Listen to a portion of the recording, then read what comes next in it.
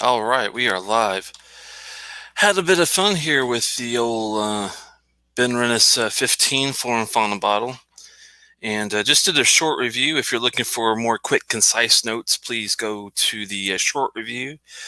With that said, it's another Tasty Tuesday with Telex, and hopefully, if you can find this online, even if you are in the States. It's a lot easier to get over in Europe, I know, but it is a nice bottle, I have to say.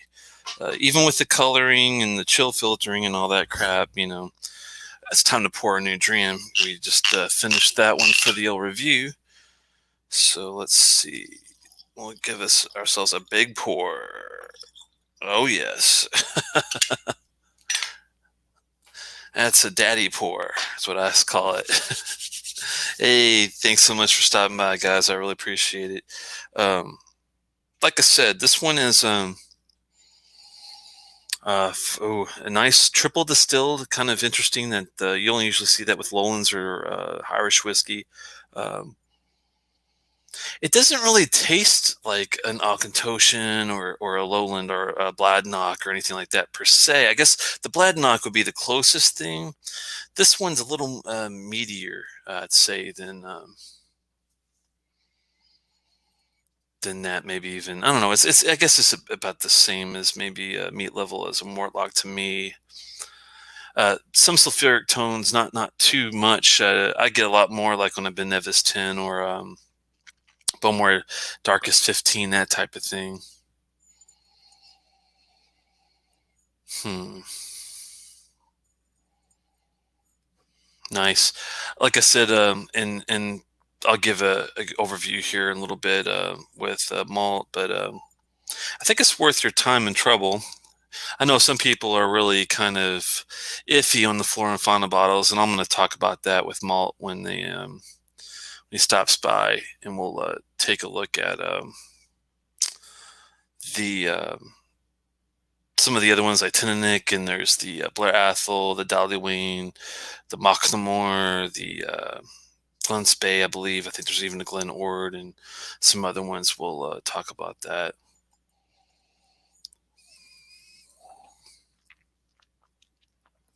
Mm. It's almost too easy to drink. Thank goodness it's not 40, because that, I mean, I mean, it does handle the water well, and that does help even at 40. But with it being 43, at least it has a little bit of a 3% kick, I guess you want to call it that. But at 46 or 48, that would have been perfect without the coloring and the chill filtering and all that. But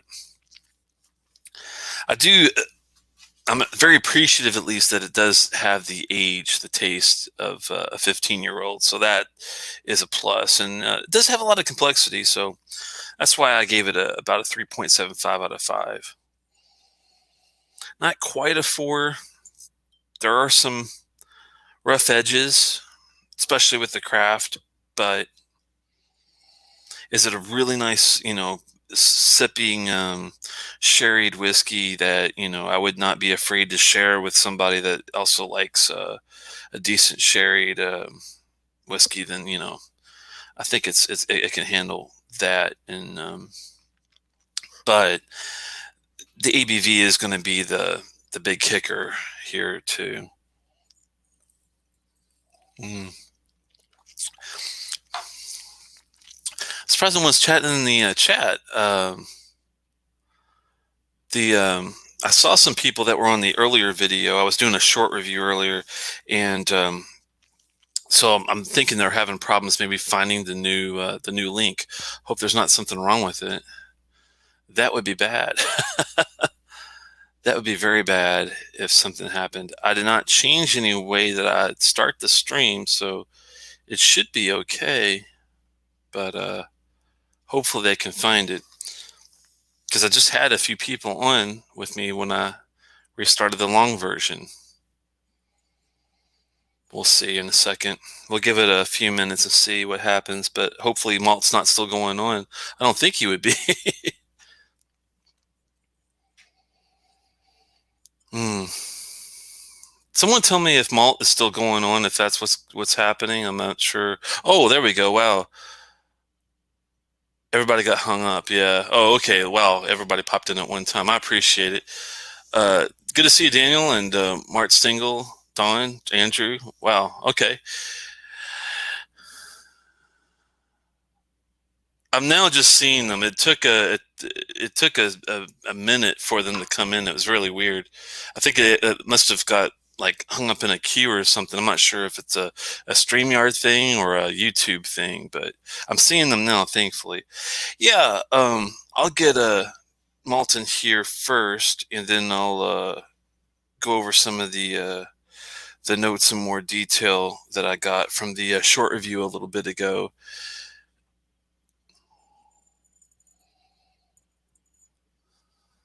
Oh, okay. He must have just went over a little bit. That's okay. I know how it goes. I get to reading comments and doing stuff, and then all of a sudden it's like, wow, it's already like 3 or 4 hours later. It happens to everybody. Slanchava to you, Ben. Good to see you, and Meester French, I should say. Trying to favor him on. That's okay. He's got more subs anyway. Funny thing was, I was just looking at, and 30% of the people that watch don't subscribe. So if you haven't subscribed yet, please consider it. It does help with the morale and getting out with you guys on Tuesdays, and it's always fun.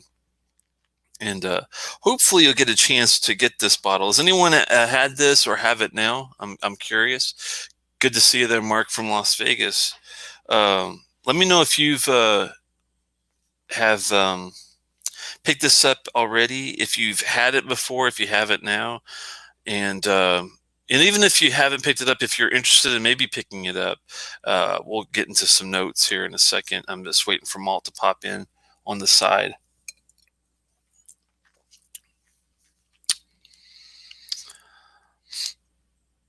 Let's see. I wonder where Mr. Trooper is. He's probably on land. He was caught where that hurricane was coming in, but they got him on land, I know, but hopefully he's doing well. I don't think I've seen him yet tonight. And where are you, Loch Ness? Loch Ness was an original viewer for a long time. I saw him for most shows, and then all of a sudden I didn't see him. I don't know if it's a day thing, if he's not a Tuesday guy. I think he was a regular on Thursday night. And maybe that's why I don't see him often as much, but hopefully he'll get a chance to pop by for a little sip, and we'll see. Hey, Dram, good to see you. How's California? Hopefully you're not at work. If you are, that's a damn shame. Unless you're getting paid. Nick Sovic, hi, good to see you. First time on the channel, came over from Malt. Oh, okay, cool. Well, I appreciate it. Yeah, Malt, I sent him an invite a little bit ago. Hopefully he'll pop up here in a second. I'm getting ready. No, home and done with work. That's good. What are you going to sip? Richie Z, good to see you too. Have either you, Richie, or Dram, have you had this before? And if not, have you, do we have it now? And why are you hesitant about pulling the trigger on it? I'm kind of curious.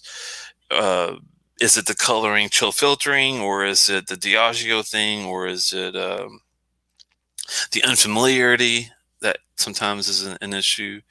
But hopefully that's not why you are hesitant. I would definitely pull the trigger for a reasonable, $60 to $70. Have not had any of the Flora Finals. Yeah, it's funny. A lot of people that are into the high end stuff usually kind of do the old, thing at the Flora and Fauna bottlings because of the low ABV, the coloring, the chill filtering, and that kind of thing, which I understand. It is kind of off-putting when you think about the craft. But I tell you, there are some hidden gems in this series. I'd say half are pretty good. Half of them, though, you definitely should take a skip on, and I'll get to that in a little bit here. Let's get Malt in here and see how things are going. Hey, man, how you doing? How are you, man? Happy Tuesday. Happy Tuesday. Let me get my sound regulated a little here. Let's see. Regulate that shit. Yeah, you're fine. I just have everything, I think, turned up a little Oh, bit you're too so loud on my kind. end. You're so kind. How are you, man? Pretty decent. Was just chatting with the guys about flora and fauna bottlings. They're Yeah. kind of one of those things where a lot of I'd say half the I don't want to call them uppity drinkers, but the more high class, high end drinkers, they tend to do the little the whole look over here, man. They do the whole that thing to Awesome. the flora and The fauna bottle. bourgeoisie, as I believe they're called. The bourgeois, the highfalutin types, huh? Yeah, but I'm just here to tell them that like half of them they're right about. They're not worth the pickup, but there are half of them that are pretty damn good. I have to say, even with the craft issues of the coloring, chill filtering, and that kind of crap. So Sure. it's kind of one of those balancing acts with the actual taste. You know what I mean? Yeah, for sure, man. I was talking about this a little bit on the happy hour before we hopped over. I think I see a couple familiar names. Yeah, Al, Dram Dude, Richie Z, Mark, Nick. Yeah, we were all hanging out, and I was telling him a little bit about what you were up to tonight, and that I've never had a Benrinnes. I don't know anything about it, and I knew that you were reviewing this flora and fauna thing, and so I'm very excited to hear about. Well, a bit about what it is. I don't know anything about flora and fauna, and I don't know anything about Benrinnes, so I'm here to get educated by you as well as some of the folks we were chatting with. So we're very interested to hear all about it. Oh, welcome, class. Today, talking about the Benrinnes. Get out your number 2 pencils.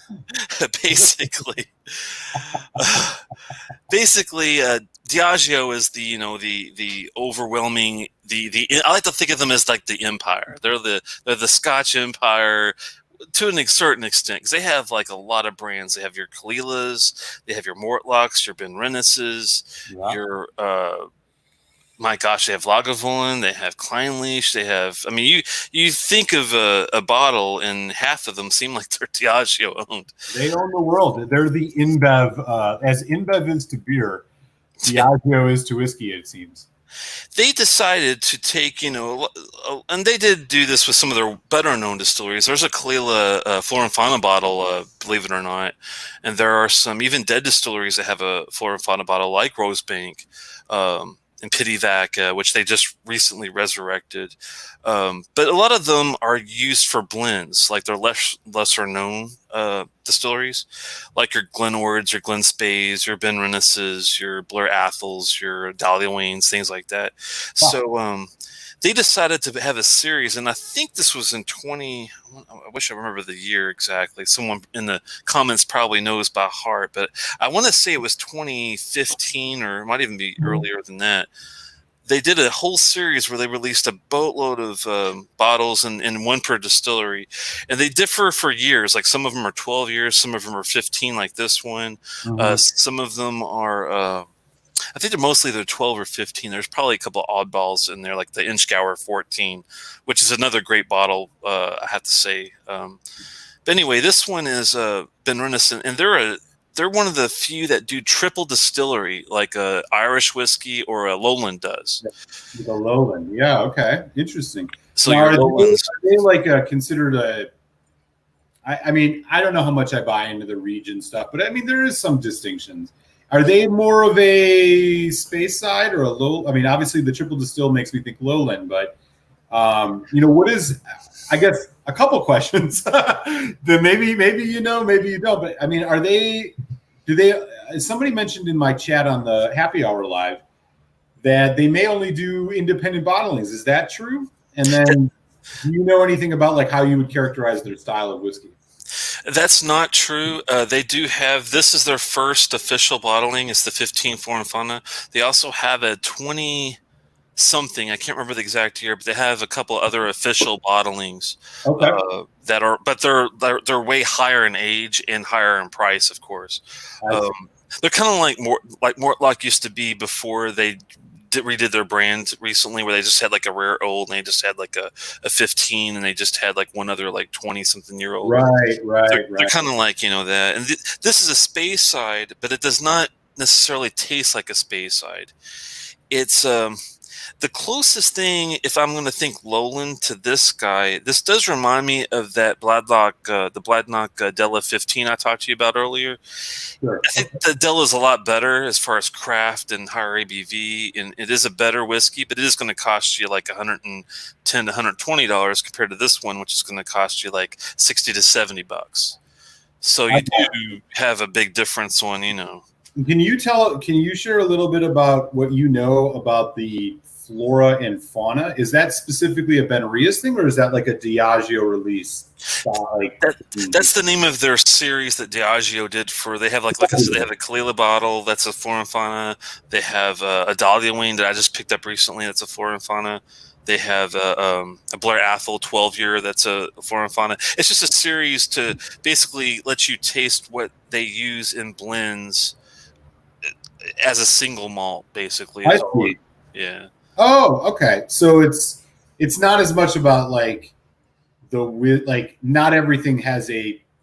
Okay, when you say flora and fauna, I'm thinking like a bourbon drinker. I'm thinking, grassy notes and floral notes. It's not necessarily that. It's more just this is what we call the series that we do that has that we use to send to blenders like whatever Johnny Walker or Chivas or something like that. That's exactly right. And just to give you kind of idea of, and I did a short review that's more concise if you're interested in that, but also I'll tell you a little bit about the notes on this. And this is European oak and used sherry casks. And how used, I'm not quite sure, but I do detect some used sherry in there. It is not weak. It's a nice sherry. It's just, it does have age and character to it, which I do like. It does taste like a 15-year-old.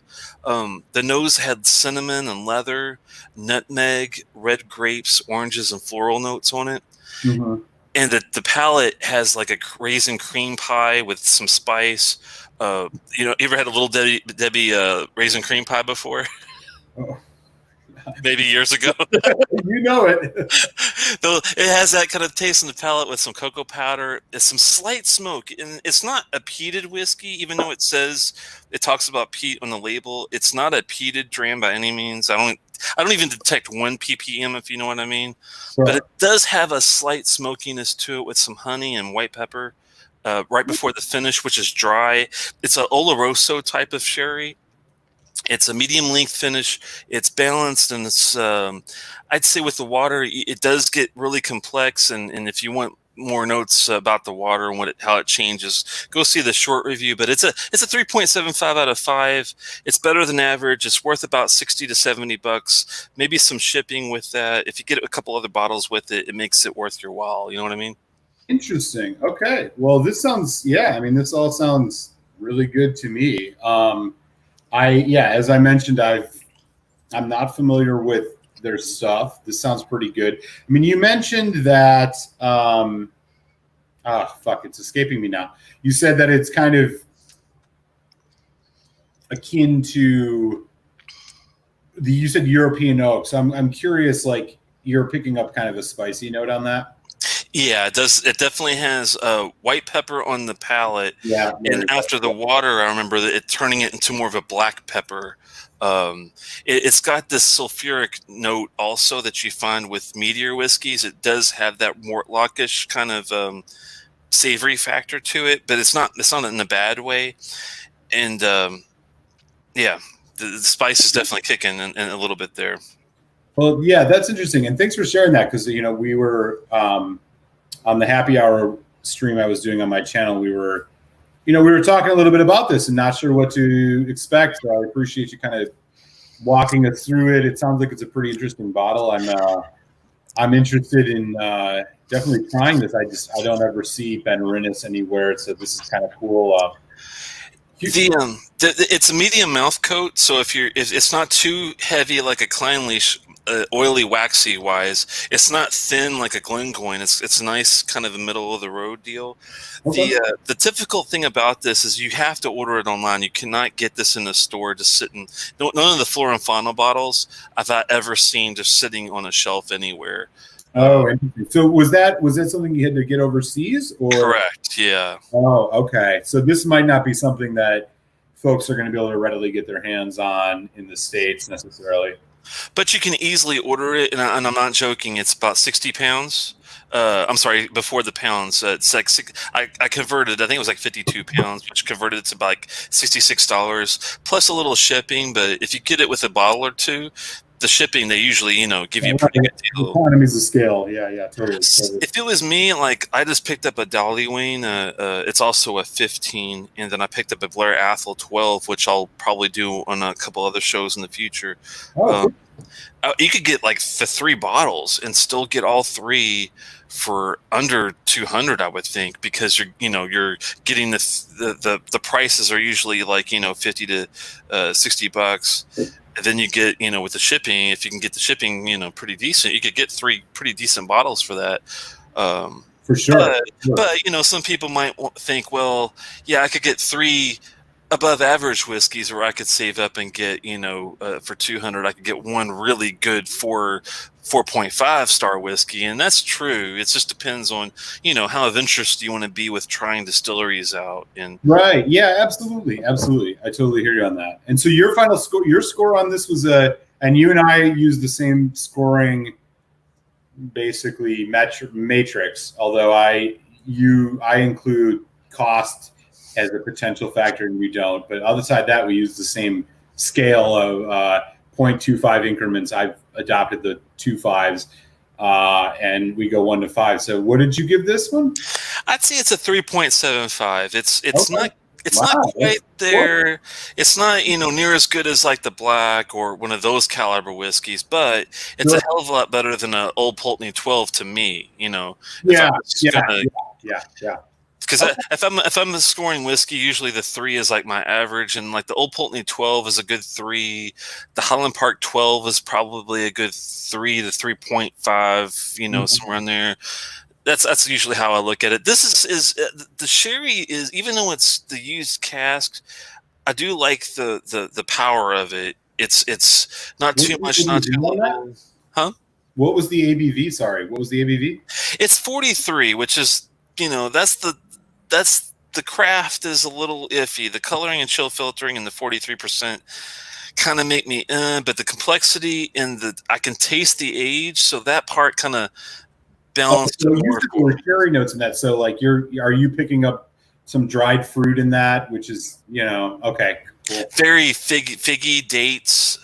That when I talked about the raisin cream pie, I was trying to take like the savory part and the fruit part and kind of combine it into one thing, like a fig Newton kind of thing, Totally.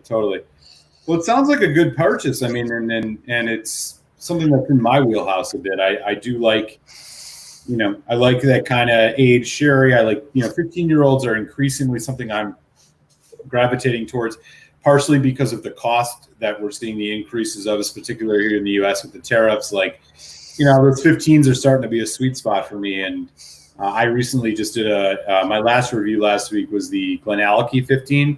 Oh, yeah. And I've purchased a bunch of 15s this year, so I'm going to be doing a bunch. I got the Old Pulteney, the Glencadam, Lefroy 15. There's a couple other ones in there. Hold on, did you say Lefroy 15?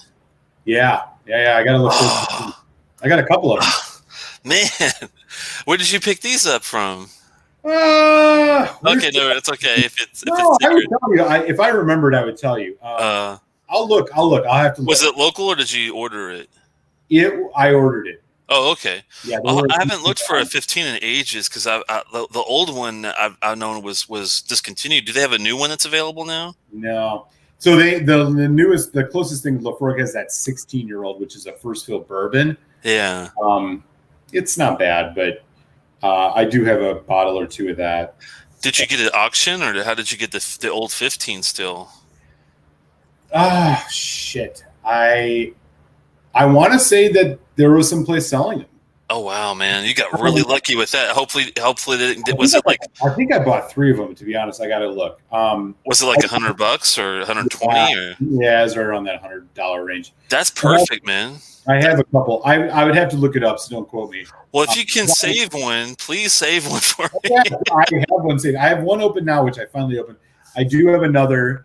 Happy to save one, and we'll sample it up. And I'll give you a little premium extra to make it worth your while to save it for me if you don't mind. I don't mind because I know how hard it is not to open, especially if it's a good one. That I really like the 15. I know you're probably not as big of a fan as I am, but man, I like it. I like it. It's got a sweet kind of citrus thing. It was more subtle and more interesting than I expected. So the reason I opened it, I want to say about a month ago, Mike and I from Mike's Whiskey Reviews did Lefroy Fest 2020 live stream, and so we did the 15, the 18, the 25. He also did I don't remember which one he did. I did the lore. We did a bunch of Lefroy's and kind of just tasted them out and all that. Wow. Fun. So yeah, I definitely have a lot left in the bottle, which I will definitely share with you. That's cool. The that I liked a lot of. I got a cola note off that one. A lot of people don't get the same cola note. Yeah, I got a really good cherry cola note from it for some reason. I don't know why. Wow. Yeah. I mean that I don't think I would say I got that. I have it. Maybe I'll pour a little bit tonight. Fuck it. Yeah, you might as well. Just don't open the bottle that I'm going to buy from you. So there's a reason for it. On my happy hour stream today, and this might be an interesting conversation point for you. I'm not sure if you're into this, but for the first time, I'm doing my first infinity bottle. And a bunch of folks who I was on the chat with were giving me different advice on the infinity bottle. And so what I've decided to do is I'm going to do a peated infinity bottle. It's not going to be exclusive to Isla. It's just any peated whiskey. And I'm going to track everything that's in it. And I'm using a bottle, which I just think is a beautiful bottle. This is the Hibiki nice. Bottle. I've washed it out thoroughly. My first inaugural pour into it is the Arbegui BC.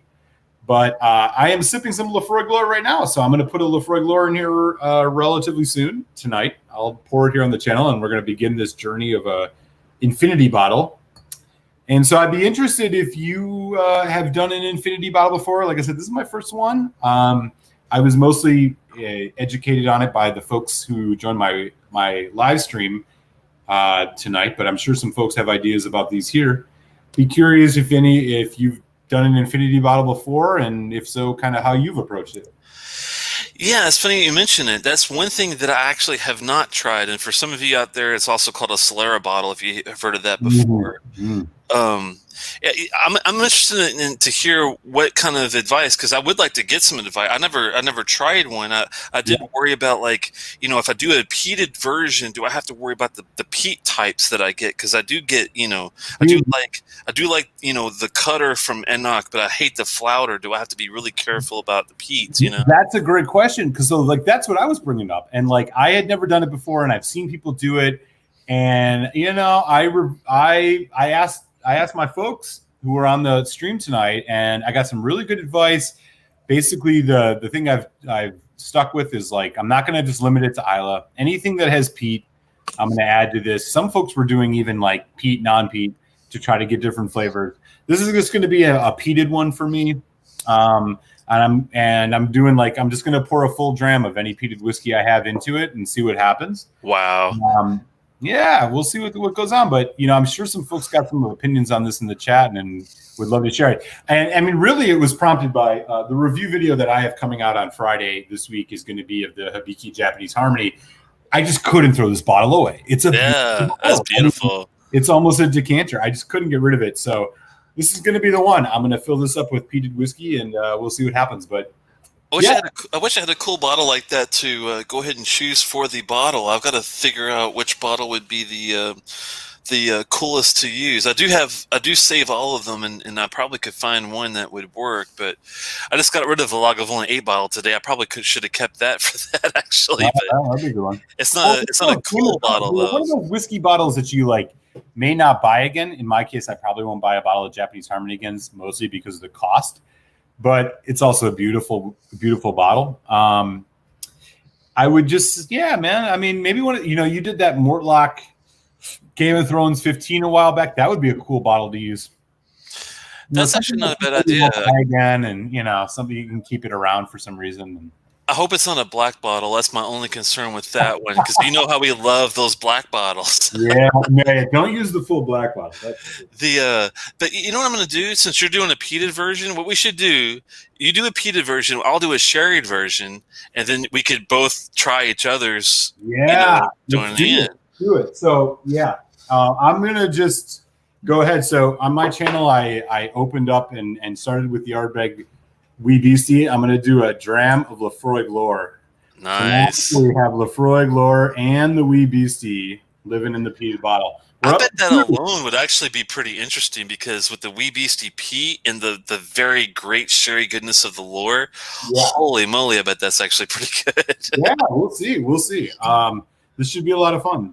Yeah, do a sherry one, man. That would be super cool. And then, we could chat about them here and there as we go along in our journey once we get them filled up, and that'll be a lot of fun, man. Yeah, after the COVID crap is over, we can meet up and actually share have a big pour for each person and say, hey, what do you think about this? Sure. And I know we've teased it. Eventually, y'all, we are going to do a Tuesday happy hour in person together in some space, probably at together. Yeah, we're going to do the whole thing. It'll be a lot of fun. What's the closest place between here and Philly? Is there a place between us at all, or is it kind of like Delaware? I guess Wilmington might work. Is Wilmington close to you? You should go to Joe Biden's bunker somewhere and see if he wants to have some drams with us. I don't know. There's a couple good liquor stores. Maybe they would host us.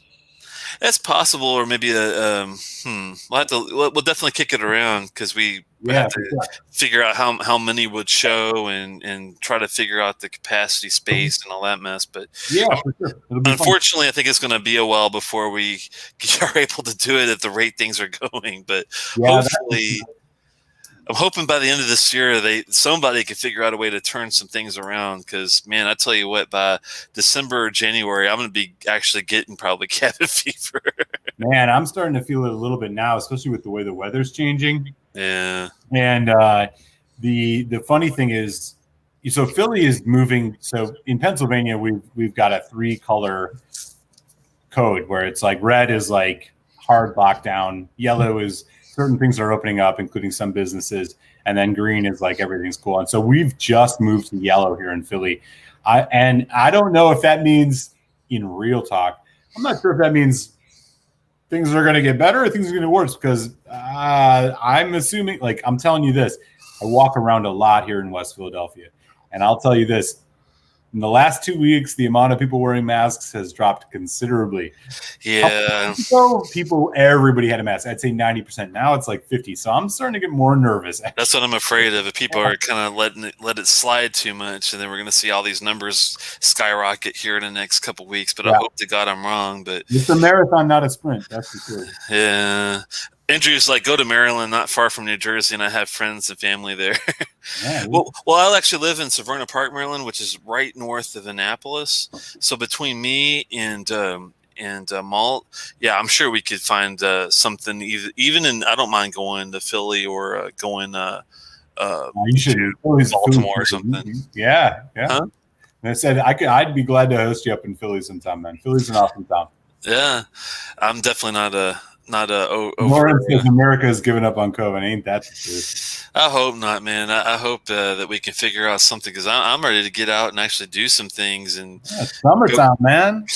Jersey Shore is full of motherfuckers right now. So I think as we always kind of do before we get further, have you got anything new this week?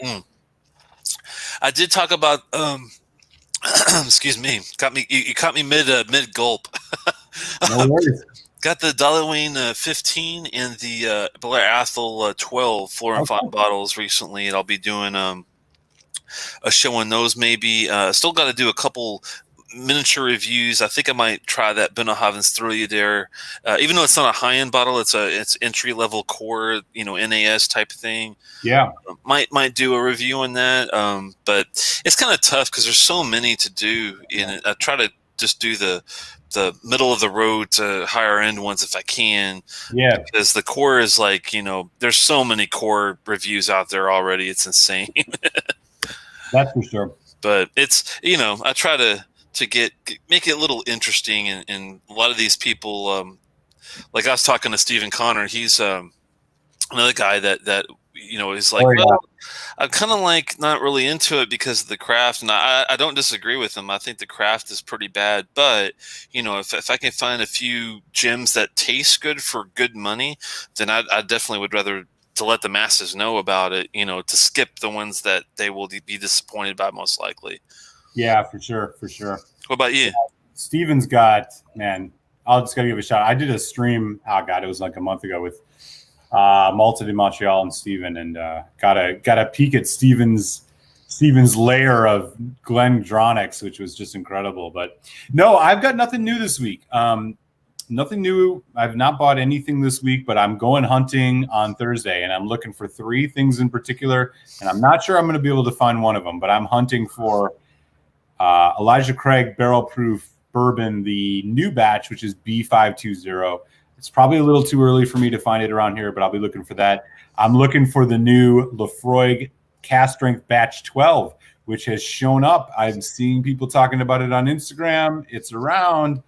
I got to get my hands on it, of course. So I'm looking for that. And then as a shoot the moon, I'm going to go check out 2 of the shops where I know the owners, and maybe they got a couple bottles of the new Carchus sitting in the box. Oh, yeah. I'll be grabbing that. But those are the 3 I'm looking for.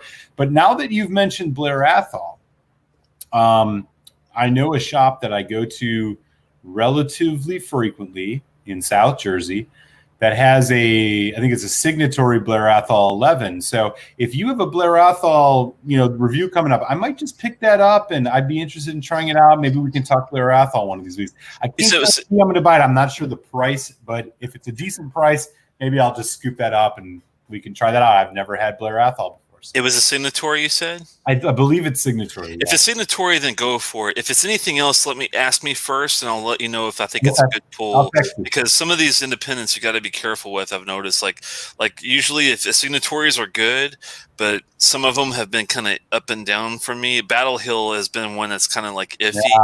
Yeah. You got to be careful about the Battle Hills, and some of the Berry Brothers and Reds are good. Some of them haven't been all that great. Some of the Gordon McPhail's are usually pretty good, but you never know. But yeah, the signatory, the Black Adders, the Eldelphis or Eldelphis, however you pronounce it, those are really, really good if you can find them. Someone asked about the Altmore, and I have had the Altmore 18. I haven't had any other ones, but that one was really good. It was bread and buttery, and had some really nice floral notes to kind of go with it. It kind of reminded me of an Inchgauer, but it's very particular. There's nothing else that tastes like those kind of guys. Even some little bit of vegetal notes in there too. Very well balanced. So Altmore is one of my favorites. And it's funny, I was doing a tasting with a group recently, and the first strain we had was really very complex, extremely good. It had all the notes. It had florals, herbals. It had everything but peat in it, basically. And I guessed it was an Altmore, and it ended up being the Glengarry 21. I thought it was the Altmore 21 or 25. Oh, interesting. With that heavy, I don't know how heavy the sherry note is on the Glengarry 21, but boy, on the 12, wow. No, it wasn't really a sherry dram. It was more like a straightforward bourbon type of heavily, in the same probably oak cast for like 21 years kind of thing. But it was so complex. It had some funkiness to it. It had some mint, like spearmint. It had some really nice floral stuff, but it also had like the really good caramely, bourbony, toffee goodness. It was all over the place, but it ended up being really, really good, I thought. But yeah, I've only had 2 Altmores. So I had the Altmore 12, which I have a bottle of, which I really quite enjoy. I mean, it's nothing complex. It's nothing fancy. It's maybe a little more pricey than you'd want, but it's called like the foggy something. fuck? Oh yeah, I remember that. Foggy Bottom or something. No. Foggy Bottom, I'm just DC. thinking, I'm hearkening back to my living in Washington, District of Columbia days with that. But it's Foggy Moss or something. Yeah. That was good.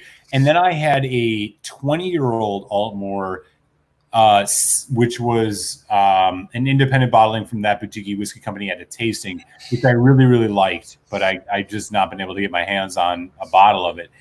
I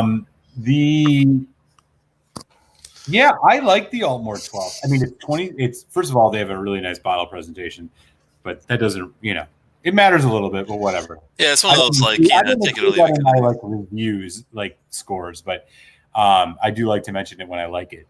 I think it's 46% non-chill. It's good stuff. Yeah, foggy. Yeah, y'all are right. It's Foggy Moss, right? Is that right? Yeah, that is right. Fuck, I should go look. The 18 was good. I don't know what the person had to pay for it that did the samples to send us out, but if it's reasonably priced, I would definitely pull the trigger on it. But if you thought that the 12 was even on a pricey end, I probably would have to pass. But yeah, the 12 was like, it depends where you're at and it depends where you get it from. But I mean, I've seen that 12 in like 60 some bucks. Oh wow, it's like a little that's much. too high. Yeah. For if it was like Glendronach, maybe, but if it's Glendronach, sorry.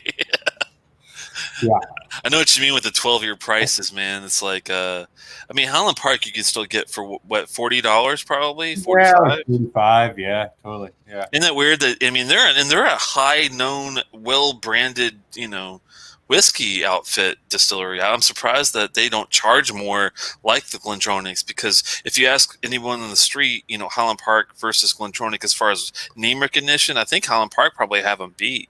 Yeah, I would think so too. Isn't that weird? But I guess it is a craft thing, and Glendronach 12 is probably some better crafted whiskey, I guess. I don't know. The Glendronach, I mean, look, you're never going to get too many bad words about Highland Park 12 out of me. I think it was I did a video when I want to say almost 2 years ago now, my top 5 kind of go back to whiskeys. Highland Park 12 was number 1. And the reason for that is relatively straightforward. Highland Park 12, whether it's the Viking Honor or the non-Viking, I know I did a comparison video. The non-Viking Honor. I did a comparison. I'll tell you this much.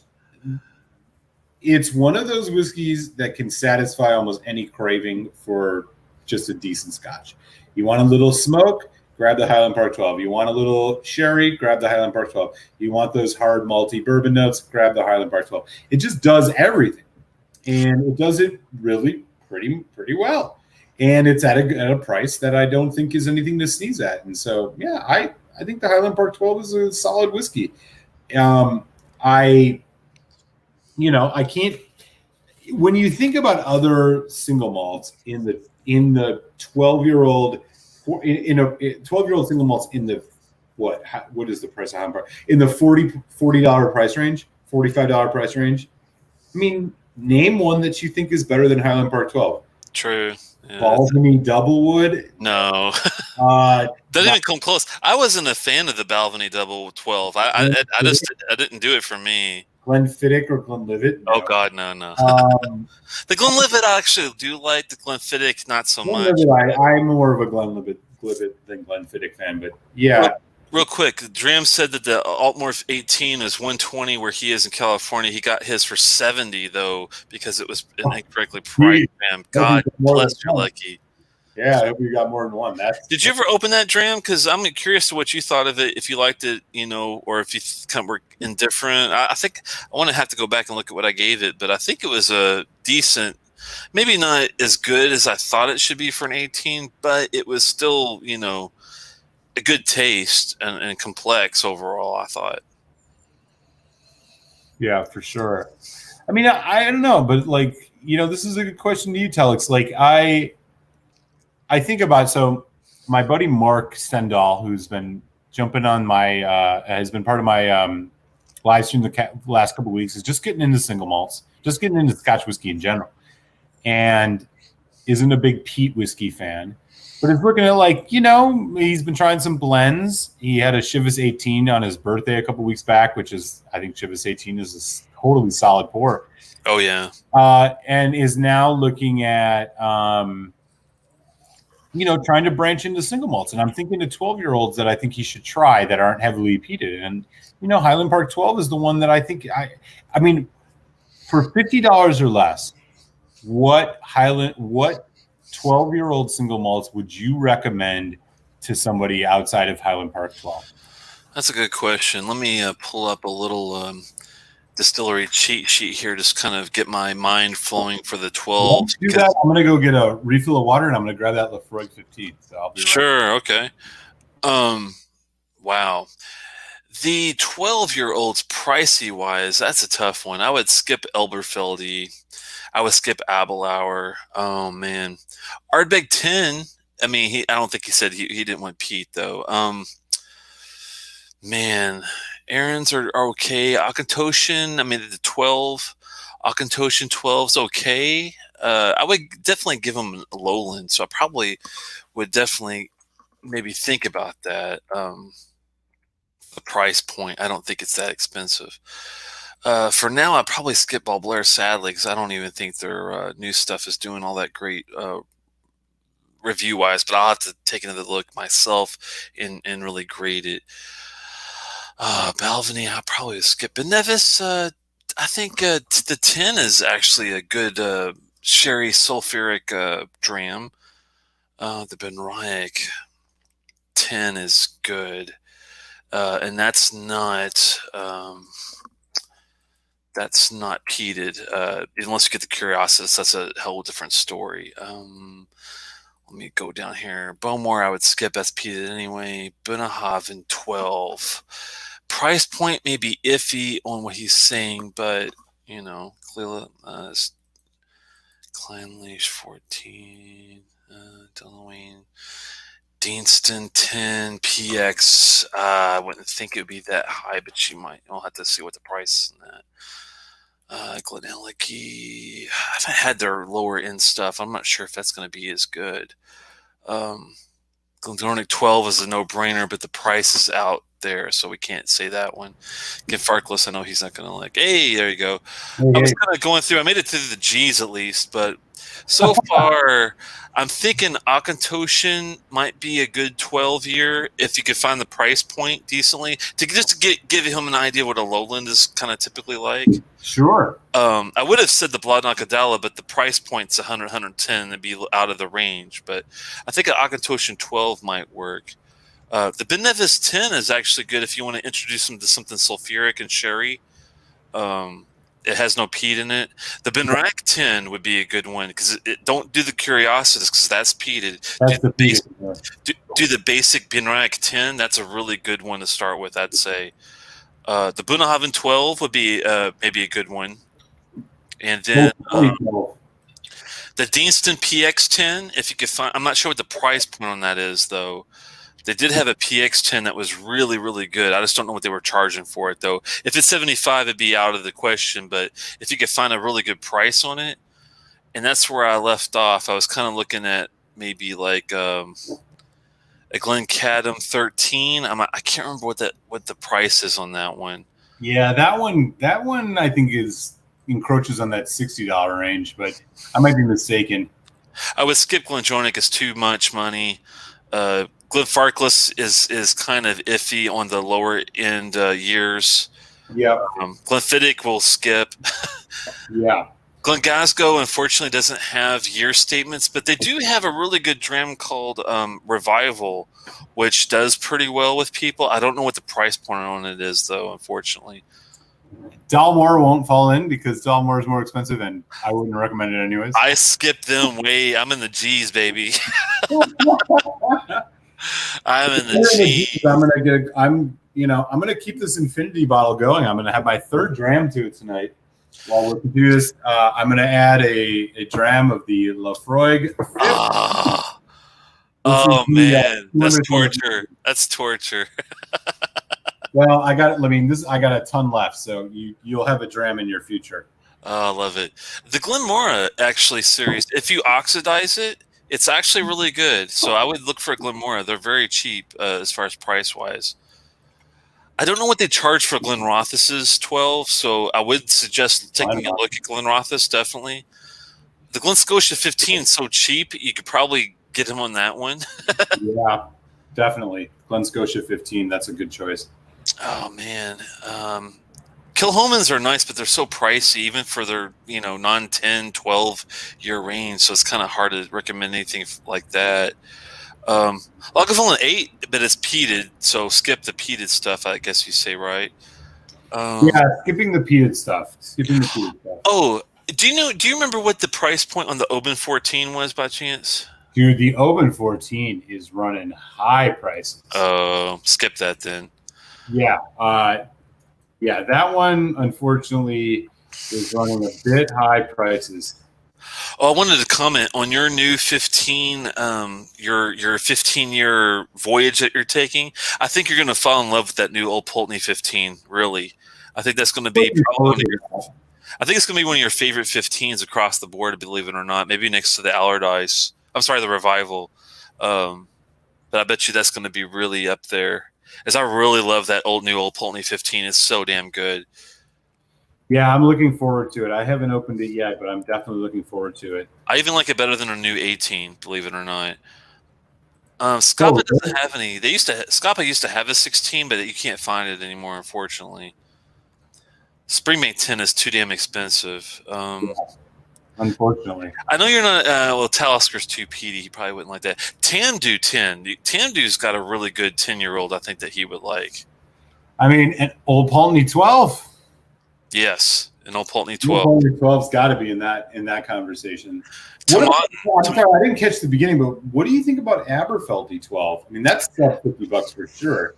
Don't just move on. Unless you've got a lot of time to let it oxidize, I would move on down the road, because the 16, even, it took me like a long time to really get into it, and we're talking like 6 to 8 months of oxidation. Like, oh wow, yeah, it just didn't do it for me until like 8-9 months later. So that's why I would kind of skip the Aberfeldy range. Tomatin might be a good one to start with. 12. Yeah. I don't think. Unfortunately, I don't think Tullibardine has a 12-year that they offer. They have like the Murray, which is NAS, but it's about probably like a 12. I can't remember what the price range is on the Murray though. It's probably too much, because I think it's more of like a 15-ish year type of range they mix with other things. But that's a good. I think that I gave you a good kind of run of the mill as far as all the. Yeah, that's a good list for distilleries sure. That definitely the Benrinnes 10 is one of my favorite non-peated 10-year-olds I've ever tasted. That would be high on the list, definitely. So there you go, Mark. If you're still hanging out, there's a good list. Yeah. The other one I would mention, which is debatable if it's under 50, because sometimes you can find it at 50, sometimes it's a few bucks more, is Glenmorangie Lasanto. Oh yeah, that's a no-brainer there. That should definitely be on the list. The 10 I would skip. I would definitely go right for the 12 Lasanto for the price, because I know you can get it for 50 to 55, and it's well worth it, without a doubt worth it. Yeah, that's a good whiskey. It's one of the best 12-year-old sherry drams next to the Glendronach that I can think of, really, to be honest with you. I'm a big Glenmorangie fan, and yeah, I'm totally with you on that. That makes that one. That was one of the first sherry whiskeys I ever had, and I remember thinking to myself, "Oh, okay, this is why sherry whiskey is so good." Do you like the Nectar Noir? Have you had the Sauternes type of finish yet? I've only had. I like the Sauternes. I find that it's hit and miss depending on the style. Like the Kilhoman, I'm not sure what I think about yet. But generally, I've only had a glass of the Nectar d'Or, so I can't say enough about it. But I did enjoy it. But that one also used to be a 12-year age statement. Yeah. And so I don't know if there's a difference. I had the 12-year age statement. I'm not sure if there's a difference between.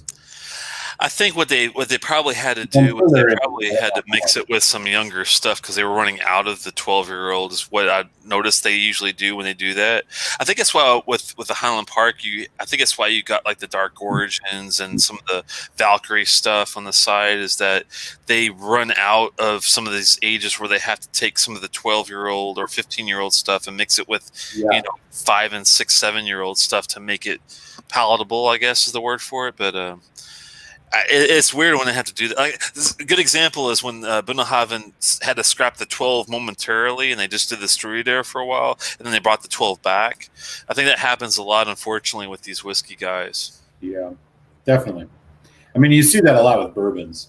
Like Knob Creek had their standard release was a 9-year, and then they went away from it. There was an NAS for a couple of years. Now the 9-year is back. They've been releasing a 12-year now. They're releasing a 15-year. But yeah, I mean, you see it with bourbon. I mean, and I think it's mostly just demand. I got a question for you, and I hate to give you a basic question, and I'm not a bourbon guy, as you know, but yeah, sure. What's your favorite easily accessible? Well, I shouldn't say easy. I mean, it doesn't have to be at like the mom and pop shop, but like if I go into a decent store, what is your favorite bourbon that I should probably try to find? Elijah Craig Barrel Proof. Elijah Craig Barrel Proof. That was fast, man. I got to write that down. It's not even a question. And for you, being as close to where you work in Virginia, there's $60-some in Virginia. Now they do 3 batches a year. It's cast strength. It's 12 years old. It's non-chill filtered. It's the best bourbon you can get value-wise. Now, you will not be able to find that always. So that's my caveat, just because I know where you live, because we're both DC boys. Yeah. Know that you're close to Virginia. If you're going to walk into a shop and you want to get a good bourbon, my recommendation to you, without any pretense, is Knob Creek Single Barrel Reserve. It is 60 proof. It is 9 years old. It is sub $50. It is the best value in bourbon for your money, and what you get, I think you can find. And there is a caveat. And the caveat is that Knob Creek Single Barrel has an extensive barrel select process, which means most liquor stores you go into will have a barrel pick of it. And that barrel pick may just be 9 years, but you can find barrel picks up to 15 years under $50. Wow. So you will find age statements above 50 years. It's that minimum 9 years.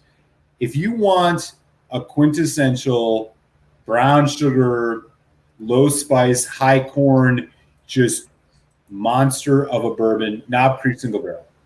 The one other I will mention to you, which is ubiquitous, it can be found anywhere. If you want something with more of a rye spice, Four Roses Single Barrel. That is sub $50. So those would be my 2 choices. If you want to get a good bourbon that's near cast strength, that is high quality, that's going to give you a lot of nuanced flavor profile insofar as bourbon can do that, Knob Creek Single Barrel and Four Roses Single Barrel. But keep your eyes peeled. If you look for the Knob Creek, if they have store picks, sometimes they'll be 12, 13 years, sub $50. Those would be my 2 picks without equivocation. So on the Elijah Craig Barrel Proof, the Knob Creek Single Barrel Reserve 15, and iffy 7-year well, deal. The Knob Creek Single Barrel Reserve is 9, but if it's a store pick, there'll be a label on it. It may be upwards of 15 years. They'll all be 60% ABV, and any Knob Creek you get will be sub $50.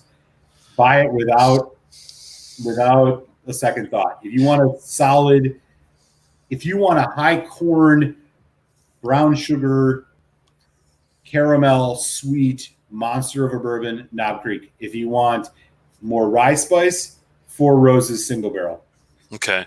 Those you will find anywhere. Any decent liquor store will have both of those, but keep your eyes open for store picks. Yeah. The Elijah Craig Barrel Proof is not always easy to get. It's a black label. If you find it, buy it without any question. It's the best thing you'll ever get. On those 3, do I have to worry about batch variations on any 3 of those? No. I mean, it's a single barrel. So insofar as there's batch variation in single barrel. Yeah. But just think about it this way. They're consistently good, right? If you want sweeter, more traditional kind of bourbon, high corn, sweetness, brown sugar caramel, go for the Knob Creek single barrel. If you want something with more rye spice, get the Four Roses single barrel. That'd probably be more my style, would be the Four Both of those are Roses. sub $50, and they're both amazing. That sounds cool. My mom she's still looking, and I tried to find it for her. I just could not find it. She really wants to get that Four Roses OESB. It's the Sugar Daddy, the dram that's called the Sugar Daddy. If you ever find that, please let me know. I don't care if it's $300 or $400. I'll probably end up trying to get it for her. The thing about Four Roses, so give me just a second here so I can explain this. It's a little bit nuanced, but Four Roses releases a standard single barrel, which is called Four Roses single barrel. The batch is called OB, or the mash bill is called OBSV. O essentially means it's single barrel. B means it is high rye mash bill. S means it's single barrel. I'm sorry, O means it's just Four Roses. The B means it's high rye. The S means it's single barrel. The V means it's a specific yeast variation. So every standard Four Roses single barrel you buy off the shelf that's 50% ABV is going to be OBSV. However, Four Roses does 10 different variations of their single barrel at cask strength. And they are store picks that are anywhere from $70 to $90. And they have 4 yeast strains, which is the final letter. So OBSV, OBSQ, OBSO, OBSF. They also have a low rye mash bill, OESV, OESO, OESF, OES, whatever the other one is. Right. The second letter dictates mash bill. If it's V, high rye. If it's E, low rye. The last letter indicates the yeast strain. So if you get OESQ, it's going to be high corn floral. Oh, wow. Floral mash bill. They're very particular. They have 10 variations of it. I'm sure plenty, and you may find some of those in stores. You may not. I would say you can read about it online just to like get it in your memory, because the 4 yeast strains and the 2 mash bills, V, high rye, E, low rye. That's just like one of the things you got to figure out. But the standard single barrel that they release is OBSV, high rye, V yeast strain. Under $50, buy it. It's 50%. Buy it without reservation. If you want a spicier rye, with a higher rye mash bill, that's their regular single barrel. Grab it. It's amazing. I want to show something for you here, and I appreciate the time on the bourbon, even though I usually don't get into it. I am kind of curious to maybe try to find a couple decent ones. I want to show this one. Daniel says, Telex, no, the Lasanta is not worth the money. Get the Quinta Rabanne at 14 and better flavor, even though it's port. Lasanta isn't even the best budget sherry. I disagree with them on that one. I thought the Lasanta was actually a good sherry for 12 years in the price. I mean, I do love the Quinta Rabanne 14 and the old 12. If I want more of a hazelnut kind of a feel, if I want more of the I forgot what it's even the port aspects of it, I guess you'd say. But the Lasanta for sherry, I thought was pretty good. Didn't you think, Malt? I'm not a huge port fan. Now, granted, I've only had ruby ports. I've never had a tawny port whiskey, which is a more aged port. Right. I think the Lasanta is really good. Because the thing about Glenmorangie, and they raised their flag on this. They have the highest stills in Scotland. It's the tallest stills in Scotland. They're very refined. It's a very kind of like non-edgy whiskey, no matter what age you get it at. The Lasanta, to me, which is the sherry, it doesn't give you the deep, dark red fruits. It gives you like overpowering. It gives you kind of like a good balance of what a sherry finished whiskey would be. For me personally, I think the Lasanta is a solid buy at $50. I'm hard pressed to think of other sherry whiskeys that are much better in the range. Now, some would argue Glenfarclas. 10, $15 more, you get Glendronach, but that also has PX, so it's sweeter. I have to say he might. I mean, to each his own to some degree, but I think Lasantas are a good whiskey. He might be onto something, and I'll have to give him credit. I didn't think he's going to throw that Royal Brockla card out there, but he might be onto something. That's one distillery I've tried. I have had the 12 before, but it's been a long time ago, and it wasn't something that I bought. It was like a sample that was given to me. So for the price and the 12-year-old Brockla, is it as good or better than this Lasanta? I'll have to try that. It would be a great like head-to-head to see which one blind tasting wise would I prefer, and even you if you have a chance to grab it. Glenmorangie is a bourbon aged whiskey. Right. I mean, the Lasanta is just 2 years of a finish in sherry. Right. Quinta Ruben is a 2 years, or in the 14-year case, a couple more years of port finish. Like they just finish their whiskeys and stuff. So but their fundamental intrinsic character, as far as I understand, it's bourbon aged. It's smooth, quote unquote smooth. It's very palatable. It's not very spicy. It's got subtle complexity. I mean, this is what Glenmorangie is. I don't know. I mean, I don't disagree. I mean, and to some extent, I enjoy the Lasanta. I think it's a good whiskey. I can understand why some people might not find it to be their favorite thing in the world. But yeah, I think if you're looking for an introductory single malt that's got a sherry finish, like you're not sure what you think about a quote unquote wine finish. I mean, Lasanta at $55. I mean, name one that's cheaper that's worth picking up. I don't know. Well, he's saying that he really likes this the Royal Brockla 12. He says it's on his bar sherry that he keeps on hand, and it gets better as it oxidizes. So I'll have to try it again and see if I've only had a Royal Brockla 12 in passing, and I know they have an 18. I'm not sure price goodness ratio if it's worth picking up. I am tempted to give it a try, maybe even before the 12, because if I'm going to try the distillery, I want to try it. It's best option that I can afford, But when's the last time you had a glass of Lasanta? I mean, it's probably been a while, hey?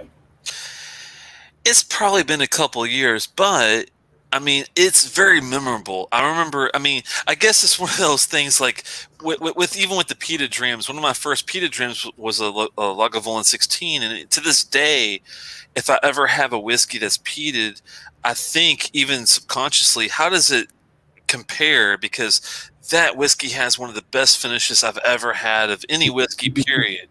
And the same with the Lasanta sherry. On the sherry side of things, it has one of the best finishes I've ever had of any sherried whiskey. And to me, the nose, the palate, and the finish are three parts, but equally as important. If it tastes great, but has a shitty nose and a shitty finish, I'm sorry, but to me, it's not as good. That's just the way I look at it. You know what I mean? Sure. Yeah, that makes total sense. It's only $50 for the Royal Brockla where Daniel is, and that's a really good price. I mean, I'll admit I've not had the Royal Brockla, so Daniel's inspiring me to keep my eyes out for it because. Please do, because if you let me know if you find the 12, I'll try to see if I can score an 18 or something. At 15, I'm not sure if they have a 15, but if it's pricey, I might try to find one in the middle, and we should do a little round table on it and see what we think. Yeah, definitely, man. That sounds fantastic. I'll have to do some homework though to try to find it. Lefroy 15. Oh, what a great whiskey! Even though it's only 43%, which is a bummer, it's still damn good. Yeah, that's the weird thing. To me, does it taste a little hotter though than 43? Does it taste like a 46 to 48% to you? Yeah, it does taste hotter. No doubt. It's like it could almost confuse you to think it's spice, but it's not spice. It's alcohol. Exactly, and that's what I thought when I had it. I thought, maybe they kept it at 43 because if they did boost it to 46 for 48, it would have been too spicy or too, something must have not clicked very well for them to bring it down to 43, because Lafroig doesn't usually do 43%, I don't think. Right. I mean, I don't. Well, the 10 is 43, right? Is it? The standard Lafroig 10 is 40. I know in the UK it's 40, which is a serious bummer. Oh, okay. In the US, the standard Lafroig 10 is 43%. I was trying to see if I could see it from back here, but it's too far away. But I'll take bourbon, I'm going to pour a little bourbon. I'm going to do some Old Ezra barrel strength 7-year, which is another one that I really enjoy. So I think I've heard of Old Ezra, but I'm not sure. Is that a well-known deal?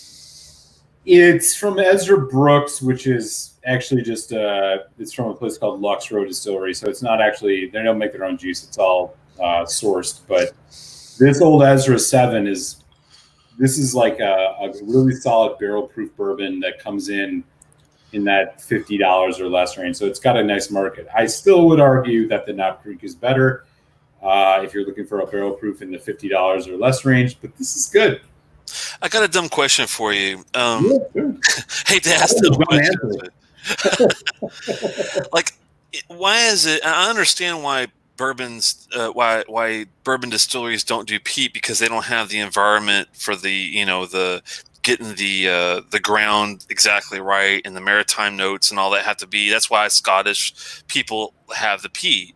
But why is it that you don't see a lot of sherry influenced bourbon? Do you know why that is? Yeah, that's a good question. So I think traditionally,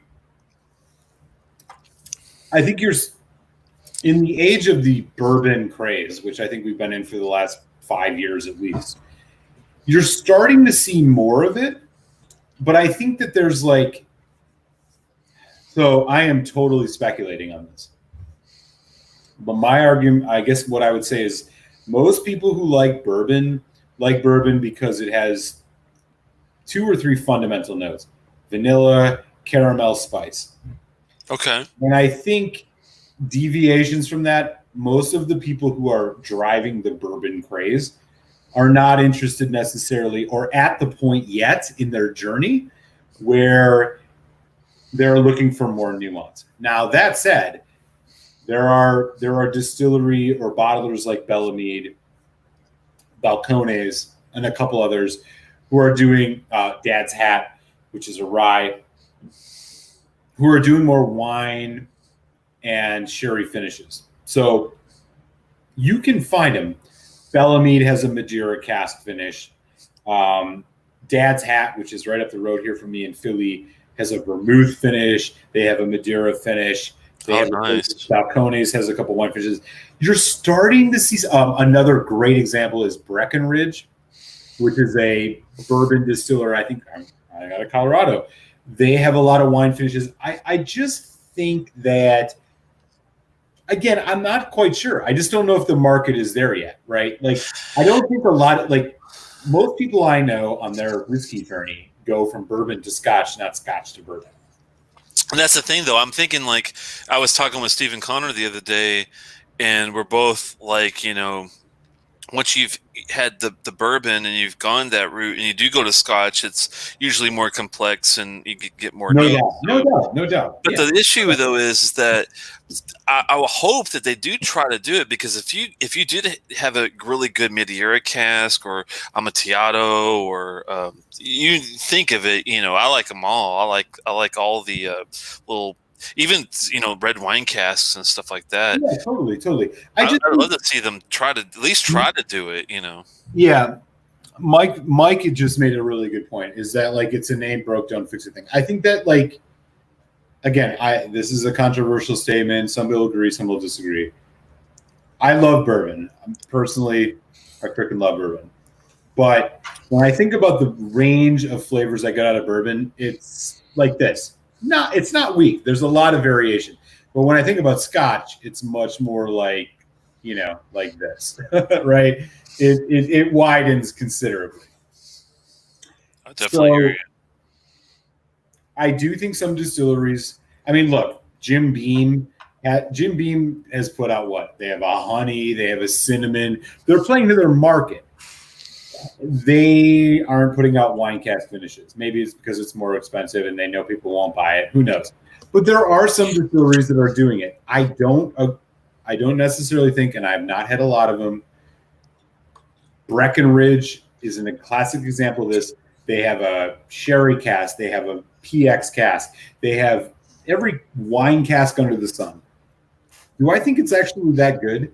Because again, what's the fundamental thing about bourbon? It's sweet, high. It's at least 51% corn. So when you mix it with a sherry, do you get this, like the corn overpowers some of it? Not like barley, right? Barley is much more neutral. Barley can kind of go a bunch of more ways. Bourbon in general doesn't have the same dynamism, I think, as Scotch does. That doesn't mean bourbon's not good. I think bourbon is fantastic, and there's so much good bourbon. But bourbon does like a couple things really well, where Scotch does a few more things well. Yeah. That's I just hope they get more adventurous, because they could do something like this. And this, I'm going to bring this back. We recently did the Kergeliki, and I tell you what, man, the more I'm having this, the more I'm loving it. I don't know if you took another dram of your 13 recently, and did it get better or worse, or? It's gotten better. So it's gotten better in that the pepper note, which I sometimes enjoy and sometimes don't enjoy, which I think I mentioned I got a lot on the 13, has taken a step back, and it's a much creamier filler whiskey. I really enjoy it. I tell you what, if I was if I knew any bourbon drinkers out there that wanted to get into Scotch, and I wanted to convince them that Scotch is like well, let's say I'm Darth Vader, right? And I'm like, I want you to. You are Darth Vader. You don't got to convince anybody. We already know this. I want you to come to the dark side. This is the way I would get you there, man. I'm Obi-Wan Kenobi, so. Obi-Wan Jabroni. Yeah, Jabroni's probably better. Forget me trying to get clever, man. Thanks for keeping me grounded, my friend. Obi-Wan Jabroni. I'm sorry. No, it was great.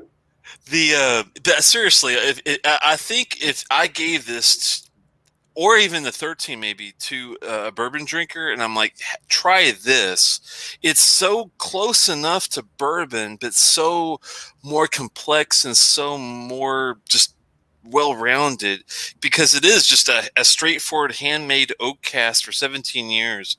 I don't see how they couldn't fall in love with it, really. Yeah, I'm with you on that.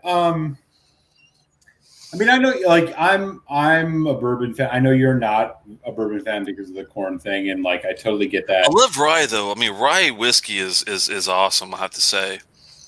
I wonder, and this is bringing up two interesting questions for me. One is, like, for folks in the chat who are hanging out, we got 13 of our good whiskey drinking friends here tonight. Probably most of them are more Scotch fans, more into Scotch than bourbon. I would challenge you, drop in the chat, what is the one whiskey, Scotch whiskey, that you would share with a bourbon fan to try to convince them to try Scotch? Conversely, for Telex, the whiskey tech here, who is a single malt Scotch aficionado and eschews corn sweet bourbons, what is the one bourbon you would say, this is the one you need to try that may get you into bourbon? Hop in the chat, let us know. I am going to think about the same question. I have one in mind already. For me, if I was going to get a bourbon fan into Scotch, and this is going to sound like a cop-out, I'll name two because it's not fair otherwise. Obviously, Glenfiddich 14-year-old bourbon cask, the Solera bourbon. That one, for sure, because it's basically bourbon. That's a good idea, yeah. Now, what is one bourbon I would recommend to Telex to give bourbon a consideration? I know he likes spice. I know he likes pepper. The bourbon that I'm going to choose would be Four Roses Small Batch. It's lighter. It's not as heavy on the sweet corn. It's a spicier bourbon, high rye mash bill. That's the way I would go. Hop in the chat. Let us know. Think about it, because these are good questions, right? Be curious to hear what folks say. Andrew, definitely. If you love the 13, I swear to God, and I don't usually do that. I swear to God, you will love the 17 because the 17 is like the 13 with more complexity and more One. refinement. I don't know how else to say it, but it's just really damn good. It gets better with time, and I just got this last week, and I'm already halfway through it, so that should tell you something. Yeah. The That's blowing up, man. Folks got opinions on this. We're gonna have to keep up with it. This will be fun. the Balvenie 12 or the Grigalicky 13, yeah. The Balvenie. 12. That's the funny thing is that a lot of people are fans of that double wood, and I just did not get. I think the problem with me with even some Scotch is I don't really like the really young oaky Scotch that much. Like I do like the Lefroy triple wood, for example, but it's not my favorite.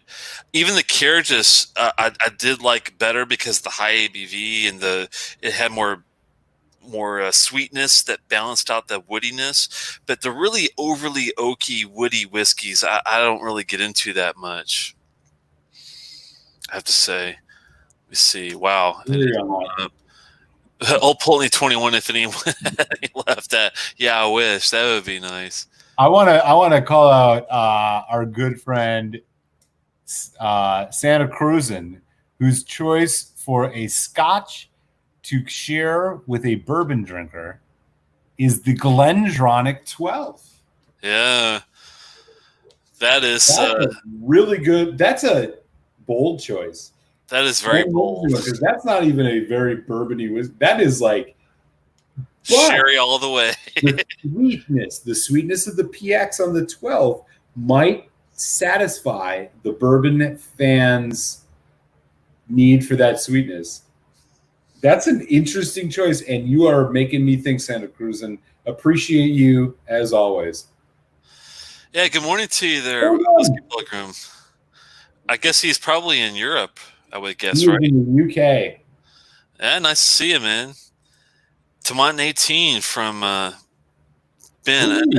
That's one distillery I've had a lot of. I've had the 12, I've had the single barrel, I've had the decades, I've had some like a port cask. I've never had their higher age stuff, and it's extremely well priced. I really need to take a chance to go and get a 18 or even 21 or 25 if it's affordable. And I think Tomatin is one of those distilleries that's kind of priced like Glenfarclas, where you can get their higher age stuff at a reasonable price, if I'm not mistaken, right? Yeah, definitely. There's Trooper. You finally made it, man. My goodness. Trooper. I was afraid he got sucked in by the hurricane or something. What's up, buddy? Let's see. Ben is in Canada. Okay, I didn't know that.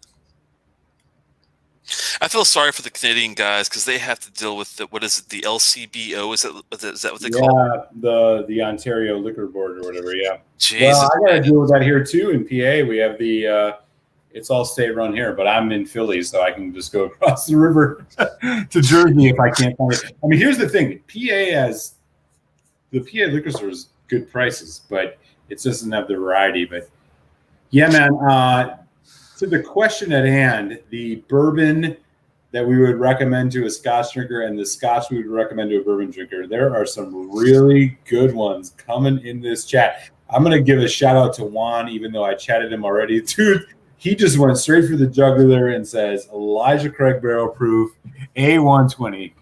My man. You said that one too. That must be a really good one. I mean, other than the Trilogy 17 for Scotch, I would definitely, for Scotch wise, I would. I mean, the prices might be a little iffy, but a Springbank Bourbon Wood, when they have the 14 available, that's a really damn good, straightforward, bourbon-esque type of whiskey. I'd also throw in the Highland Park Full Volume if you could still find it.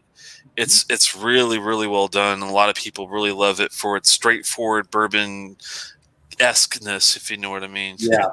I mean, this is a fun question, and I think everything is always contingent on where people are in their whiskey journey. And I think there are, much like tequila, there are misnomers out there in the world about Scotch. Everybody thinks Scotch is Lefroy 10. when it's not. Oh no, You know, not even close. and you can blow people's minds with good scotch. And so Here's a good one. Disappear, a person I'm not familiar with. Welcome to the channel. I'm not sure. Do you know them all? hey, no, I don't. I didn't see them on my channel for the happy hour, but welcome. They tried Oban and loved it. Can't remember if it was a 10 or a 12. It was probably the 14 actually. Probably the 14. Yeah. They have a 14, they have an 18, they have a Distiller's Edition, and the Little Bay, which is a Little Bay, yeah. The NAS they've got. So those four are like their core. You probably had the 14, and I do like it. To me, it's a little more floral forward, but if I was going to introduce a bourbon drinker to a scotch, if they didn't mind florals, I would definitely throw them up at Oban 14. That was your first scotch, if I remember correctly, right? Yeah, that is correct. That's the first bottle of scotch I ever bought. So I hope you're enjoying that. Oh, I missed his name. Disappear. I hope you were enjoying the Oban 14. That was the first bottle of scotch I ever bought. It is also one of the scotches that got me. I was a tequila, bourbon, and then scotch drinker, and that was one of the ones that really opened me up to scotch, and so I have a soft spot in my heart for it. That was different. I did the tequila, but I did the bourbon before, so I did bourbon, tequila, then scotch.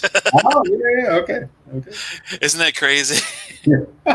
There's nothing better than some high-end tequilas, man. If you know what you're doing and go to we've got have you ever been to Blue Agave in Maryland? I haven't. Oh, man. If you ever get a chance, if it's still around, I'm not sure if it's still around, so don't quote me on this after all this COVID crap going on. Look up Blue Agave in Baltimore, one of the best tequila joints you'll ever go to. That would be a fun thing. We could totally take this like way off the standard profile and do a tequila night. Just drink some like extra añejos and some reposadas, and oh man. I still love me some good tequila. Have you gotten to mezcal at all yet? I like mezcal. I haven't drank a lot of them, but of course. I mean, I haven't either. I only had one, but I loved it. It's really like smoky tequila, right? Yeah, I love tequila. Totally. I gotta get some of that. So maybe we could do a little sideshow, I guess. That would be fun, man. That would be fun. On some mezcal, if we could find some. I haven't looked for any yet, but I'll have to see if I can find some on the side. I have 2 bottles of mezcal, and oh man, that would be fun. Just go tasting, because you and I are both so green on mezcal. We could try all sorts of fun stuff.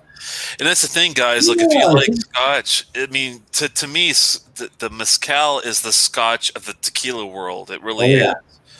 Because it gets smoky, it gets complex, it's also like the moonshine of the tequila world. Because a lot of guys in Mexico really go out in the backwoods, I should say, like more like cactus area, desert area, to go and make their mezcal. Totally, man. Yeah, that would be a lot of fun. So we'll say Bunnahabhain. Yeah, Trooper, what did you have? Do you have some Bunnahabhain with you? One thing I haven't tried yet, which is really expensive as hell. I'd want to try so bad, as the 25. Yeah, me too. But I can't afford it. It's like $600 for you. Yeah, man, $400 to $500 I've seen it. I mean, close to 600 in some places. It's killer, but man, I would love it. That's one. I mean, I've had a Highland Park 25, but I've never tried the Bunnahabhain 25. I would love to try that so bad. Oh man, that reminds me. Have you had any Highland Park 21? I have not, but I do have a good. I mean, you know him, Lee Gabbard, Mr. Lee, Aquaman. Here, thank God. He's a really big Highland Park fan, and he raves about the old 21. Yeah. And I know you've got the new 21. And are you when are you thinking about opening up that puppy? I do, and I was just mentioning this on my happy hour on my channel before the show. This is the first release of the new Highland Park 21. I'm going to do this for my 100th review, which will be in 10 days. Oh, nice. Congratulations, man. And what I'm trying to do is hit 500. If I hit 500 subscribers, I'm at 476 right now. If I hit 500 subscribers by the time I do this, I'm going to do it live. And if not, I'll just record a uncorking video and share my thoughts, but I'm really excited. This is the first release of the new Highland Park 21. I splurged on it. I mean, this is an expensive whiskey. I don't usually spend this much on anything, but I love Highland Park for the most part, and really excited to give it a try. If you don't mind me asking, what did it run you on that one? Yeah, it was like $250. That's not bad, actually. I thought you were going to say like $300 to $350, so that's a good price. I've only went over $300 for a couple whiskeys. Black Arts, I bet. Yeah, I have 3 bottles of the Highland of the Bruichladdich Black Art 4.1. Oh my God! I paid $325 a piece for, and then I have 2 bottles of the Laphroaig 25 cask, the Laphroaig 25, which is at cask strength. I paid $330 a piece for those, and then I have 1 bottle of the Glengoyne 25, which I paid $330 for. But that's it. I've never won $300. So I gotta hold on. You 3 bottles of the 4.1? Yeah, dude, save one for me. Oh, don't worry. I only have one open right now. I will buy one from you if you decide to resell, and I don't mind paying. Bruichladdich Black Art 4.1 is the best Scotch I've ever had. That is one of the best I've ever had as well, and I'm a peat head, and it has no peat in it, which is awesome. It's next level. Did you get the? Have you ever had truffle oil or truffles in your food before? Did you get like a little bit of a truffle note from that whiskey? I swear to God, it's mushroomy, gravy, truffly. It's really savory tasting for me. He's gonna pour some. I talked him into it. This is the bottle I opened on New Year's of last year. I have been. Oh man, it's glorious. I have 2 more of these, which I'm just so grateful to have. This is the Bruichladdich Black Art 4.1. I sampled that twice, but I've never had my own bottle of it, and it keeps creeping up in price. It's like $400, I think, nowadays. Usually. Oh yeah. So the thing about the 4.1 is this is the last one that the original master distiller Jim McEwen did before he left. So it's 23 years old, 1990, unpeated, Islay single malt. It is 49.2%. Beautiful. And then everything, so they've done a 5.1, 6.1, and a 7.1, which are all the new master distiller. But you know what? Fuck it. Yeah, exactly. Nothing comes compared. The 5, I've had the 5. It is not as good as the 4. I haven't had the 7, but I'm pretty damn sure you're not going to get that savory truffle note you get from the 4.1. I'm gonna pour some. You've convinced me. This bottle is still half open. I do have 2 more. So, like I said, I'll gladly share some of this with you. Oh man, I love that whiskey. That's one of my. That's like the top 3 whiskeys. That's got to be in my top 3, definitely top 5, if not top 3 of all time. Ooh, that's a fun question. What are your top 3 whiskeys of all time? Oh man, I knew you were going to do that. Well, I'll tell you what. I have not opened my. I have a Lagavulin 18 Fischl. I have not opened yet. I have not opened that. Ardbeg 19 Trevon back there. I have not opened that sucker. I can't wait to open it, but I haven't done that yet. So that's probably going to be in somewhere in there. The Ardbeg Erdnam Based was really damn good. That's probably in the top 3. That Bruichladdich like 4.1 is definitely top 3. Oh man, what else do I have to put in there? I'm trying to think of Laphroaig if there's a top. Okay, here we go. The number 1 whiskey to me that I've ever had is got to be the Laphroaig Portwood 2013 Carriages. That is the best. I mean, it's got the peat, it's got the port done well, which is really difficult to do. It's got the high ABV. It's got everything. The only thing it doesn't have is this age statement. And I tell you what, for Carriages, I don't give a fuck about age statements. It's fine. I agree with you. The Carriages are pretty much always good. That one is number 1. Number 2 is probably that 4.1. Oh man, he's so good. But when I open up the Ardbeg 19 and the Lagavulin 18, I might change some things around. But that Bruichladdich is so damn good, and it's not even peated. That's what blows my mind. You know? Yeah, it is not peated. It's it's so much going on. I probably haven't had this in like 6 months. You just had an olfactory gasm. Yeah. This is a whiskey where like you can't even keep a straight face. It's so freaking good. I mean, when I remember nosing it, you could pick apart every fruit from the lemon to the pineapple to the Yeah, cherry to the strawberry to the raspberry. You could you could just do a smorgasbord with just fucking fruit. yeah. It's ridiculous. It's a ridiculous whiskey. Tell me if you get any there should be like some kind of funky thing, and to me it was like a mushroom gravy, savory, truffle-esque kind of note. Tell me if you get that at all in there. There's got to be. I think it's part of the age or something. Let me do one more taste. I got to clear my palate. Sure. I'm like, the thing about the black art is that every sip it's almost as if every sip shows something different. It's so complex. It is. It's. My God. And the mouth coat is good too, isn't it? Isn't it? Oh yeah, it's perfect.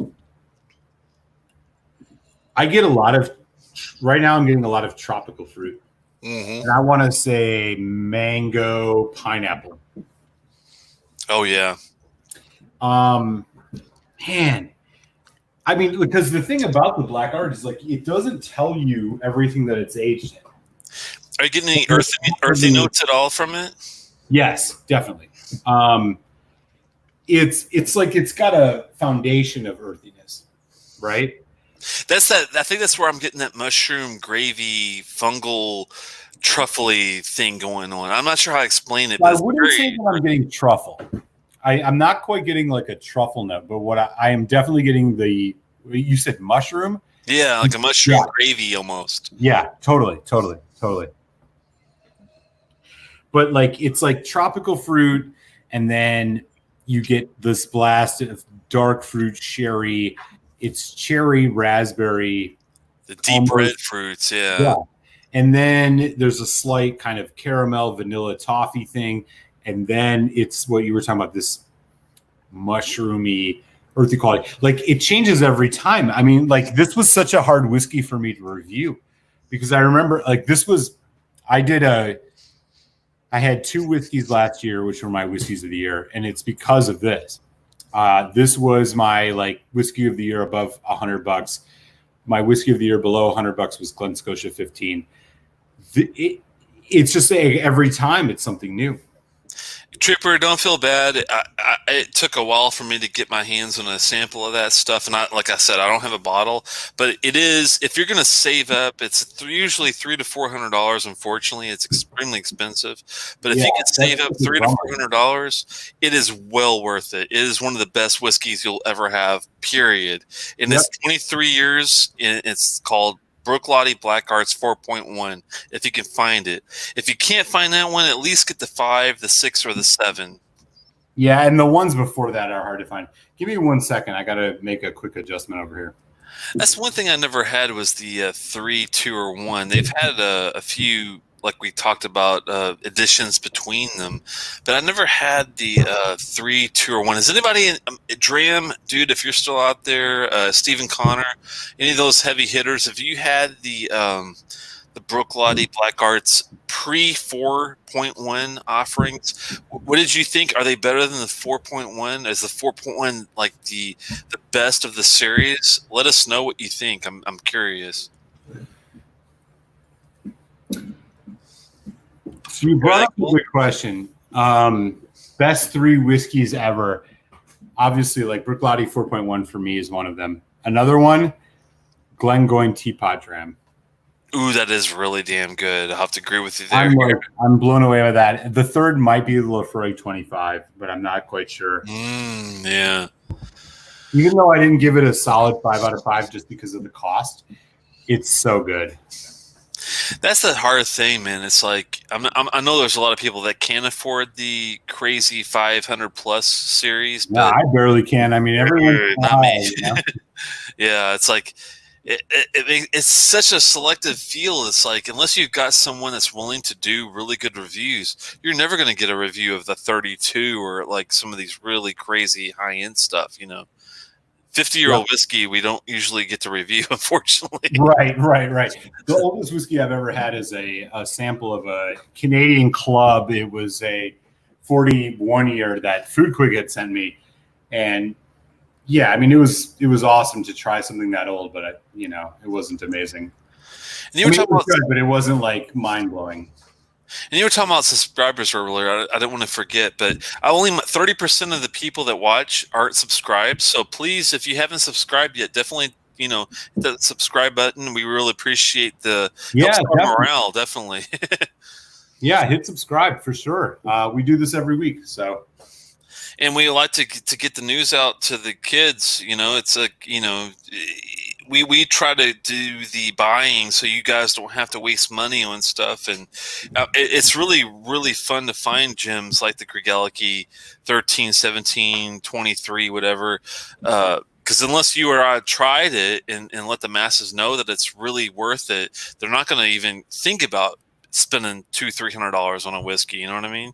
And nor would I. I mean, the reason that I even took the leap of faith on some stuff where, like, I mean, I'm a working class person by and large. I don't got a lot of money to spend on whiskey, and I got lucky and found some things at a little bit underpriced what most people were seeing, and I pulled the trigger. Like I said, I mean, I just have a handful of them: the Black Art, the Glengoyne 25, the Lafroig 25, like. Every once in a while you can splurge on it, but my God, like, if you're lucky, you can do it. And it's all about sharing the knowledge and sharing what your experiences are and passing on what you get from others, because I wouldn't have done any of this if it wouldn't have been for people like Ralphie, Single Malt Review,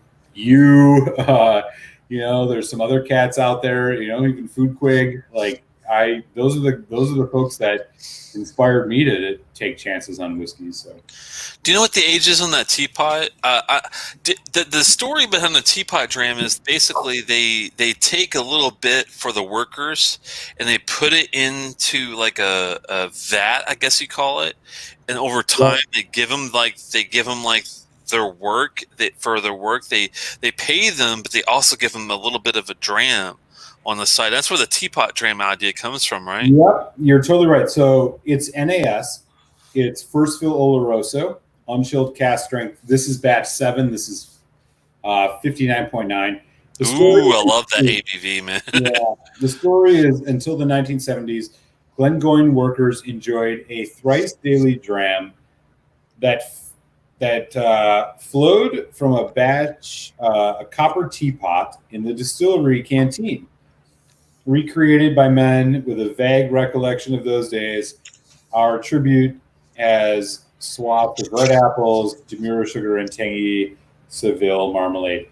So basically, yeah, it was like the workers who were in there, they'd go into the canteen and there would be a teapot, copper teapot filled with some of this whiskey. And they would all get to have a sip of it while they were working on, coopering or filling barrels or whatever they were doing. And that's the story behind it. It's awesome.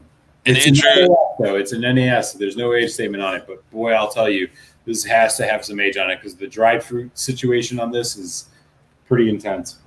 And Andrew, even though it's not it's technically an NAS, I'm here to tell you, as a person that's on par with malt here, I've had friends from New York that spend a lot of money on lots of different scotch.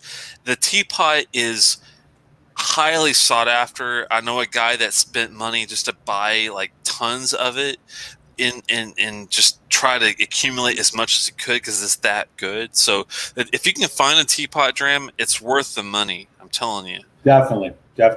You can't go wrong with the teapot dram. That's one of those like no-brainers. They recently raised their price. This used to be like $120 bottle. It's now like $150. I still think it's borderline worth it.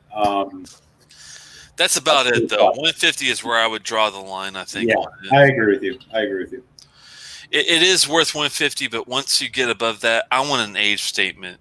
I want 20 years. I want something. Maybe not 20. I want at least maybe 17. I want 17 or 18-year age statement on it. You know what I mean? I totally agree with you. So we're about to hit that 11 o'clock mark, which means I unfortunately am going to have to sign off here relatively soon. But what are you thinking about next week? Do you got a whiskey in line for your review next week that you want to plug? Or Thinking Blair Athol. Maybe I'll look for a Blair Athol this week so we can chat Blair Athol. Yeah, I'm torn between the Blair Athol 12 and the Dolly Wayne 15. They're both good. They're both different. They're both Flora and Fauna bottles I would pick up if you can. The Blair Athol I probably would lean more toward, even though it's only 12 year versus the 15. The Blair Athol is more interesting, so I'm thinking Blair Athol is probably where I'm going to maybe go next week. Because like we were talking about funds, and once you go through all these orders and shipping costs and all that, I get kind of held back. But I hear you. That's probably going to be the next one that I hit. Hopefully you can find that independent that you were talking about. If you can't, definitely maybe talk about the Balvenie or something else that you feel that you want to look at. Yeah, for sure. Yeah, I mean, I think we've been doing this for about 2 months now, and I mean, it's been a lot of fun. We've had some great chats. We've had some great folks join us to talk whiskey, and yeah, we're going to keep it going, y'all. So, it's the quickest 2 hours in history to me. It is. It really is. It really is. As you mentioned earlier, do hit subscribe if you've yet to on Telex's channel. Feel free to hit subscribe on Malt Muser Whiskey Reviews if you've yet to. I do a weekly Tuesday happy hour from 8 to 9 p.m. Eastern time before I come on here with Telex. So we like to chat whiskey there. And yeah, man, until then, I'll catch you next week, my friend. All right. I appreciate it. Thanks for stopping by as always, and I'll see you next week. Take good care, my friend. And to everybody else out there, raise a glass to you. Stay healthy, stay well. I'll catch you all next Tuesday. And I got a whiskey review on my channel, which comes up every Friday. So keep an eye out for that too. It's going to be a good one this week. So take good care. Have a good one, man. I appreciate it. Yeah, take care. Talking about, let's see. Let me catch up on a couple comments here. Troop Henry, Dalwhinnie is a really easy one. Dalwhinnie is a good 15 is a good dram. I like that for if you're going to introduce people to Scotch, that is a very, very, very good choice. It's funny because when I tasted it, I reminded myself like on a yacht. Even though I can't afford to have a yacht, but I wanted a yacht. If I want a yacht, get on there and sip my Dalwhinnie 15 and listen to like Crosby, Stills, Nash and Young, and kick back and listen to Southern Cross and go for the deal. That's a good one. I have to say. Cheers to Santa Cruz. I appreciate it. Disappear. Thanks for stopping by. I can't give much input here, but it was good listening. No problem, man. I appreciate you stopping by, and all input is good. Even if it's funny because sometimes input is really good for people that are even new to the game because we miss things. We've gone through a lot of 12-year, 15-year, 18-year stuff, and we might not be willing to go back to some of those, or even like an AS or something, and you might have more intel or experience with some of these other ones that we need to know. So you might find something that's not on the radar that needs to be on our radar. So I really appreciate all the input that we can possibly get. No, I appreciate it. All the feedback has been really good.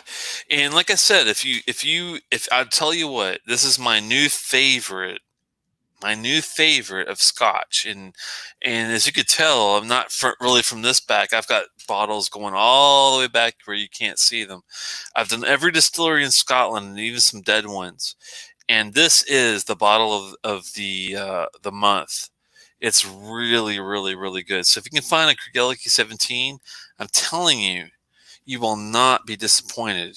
It's my favorite from the last at least 3 or 4 months that I've had different things. So the presentation's outstanding, even though I'm not all into the marketing of stuff, but the presentation's great, the bottle's great, the craftsmanship is great.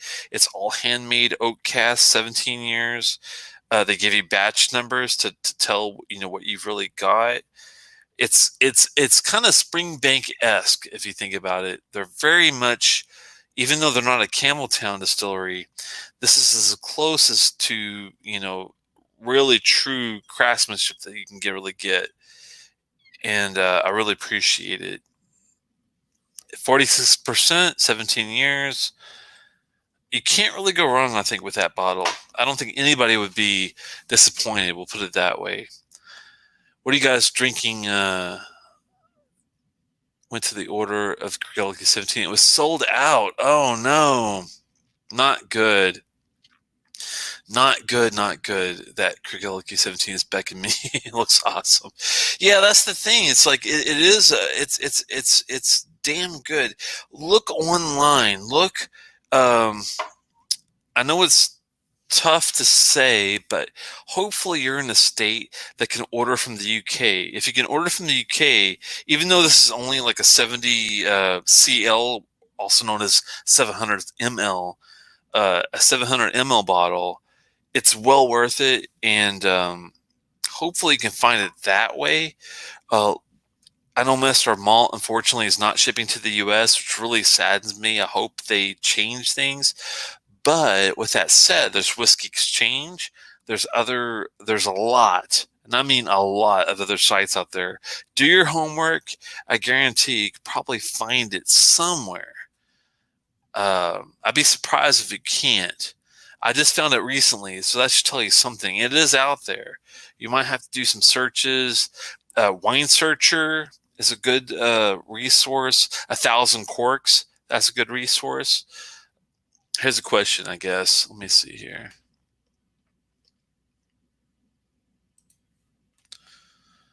Should you leave a bottle of scotch open to breathe like wine before drinking it? That's a really good question, Disappear. And I would say it depends on the whiskey. Now, with that said, certain whiskeys do not do well with oxidation, and certain whiskeys need and demand oxidation, and that's the pickle that you're in. So you have to figure out, well, what is it?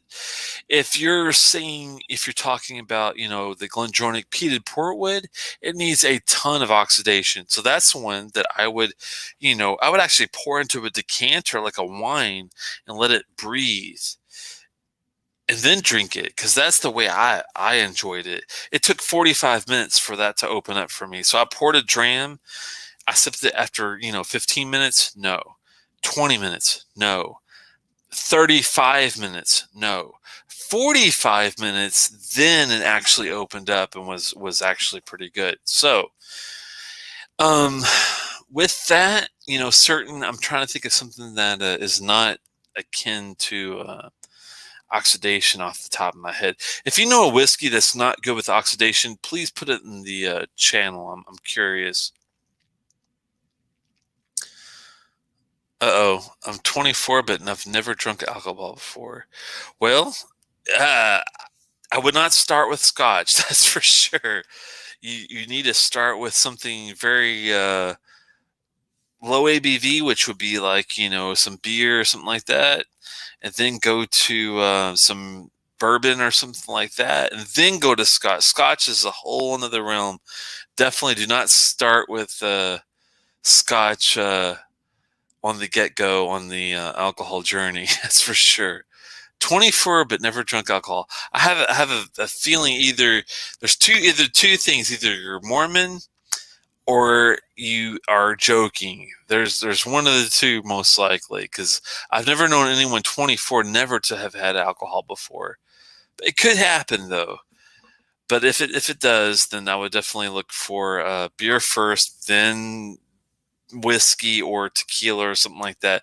Scotch should be like the last part of your journey when it comes to alcohol. No problem, guys. I really appreciate you stopping by. But I had some Martlock 12, which was great.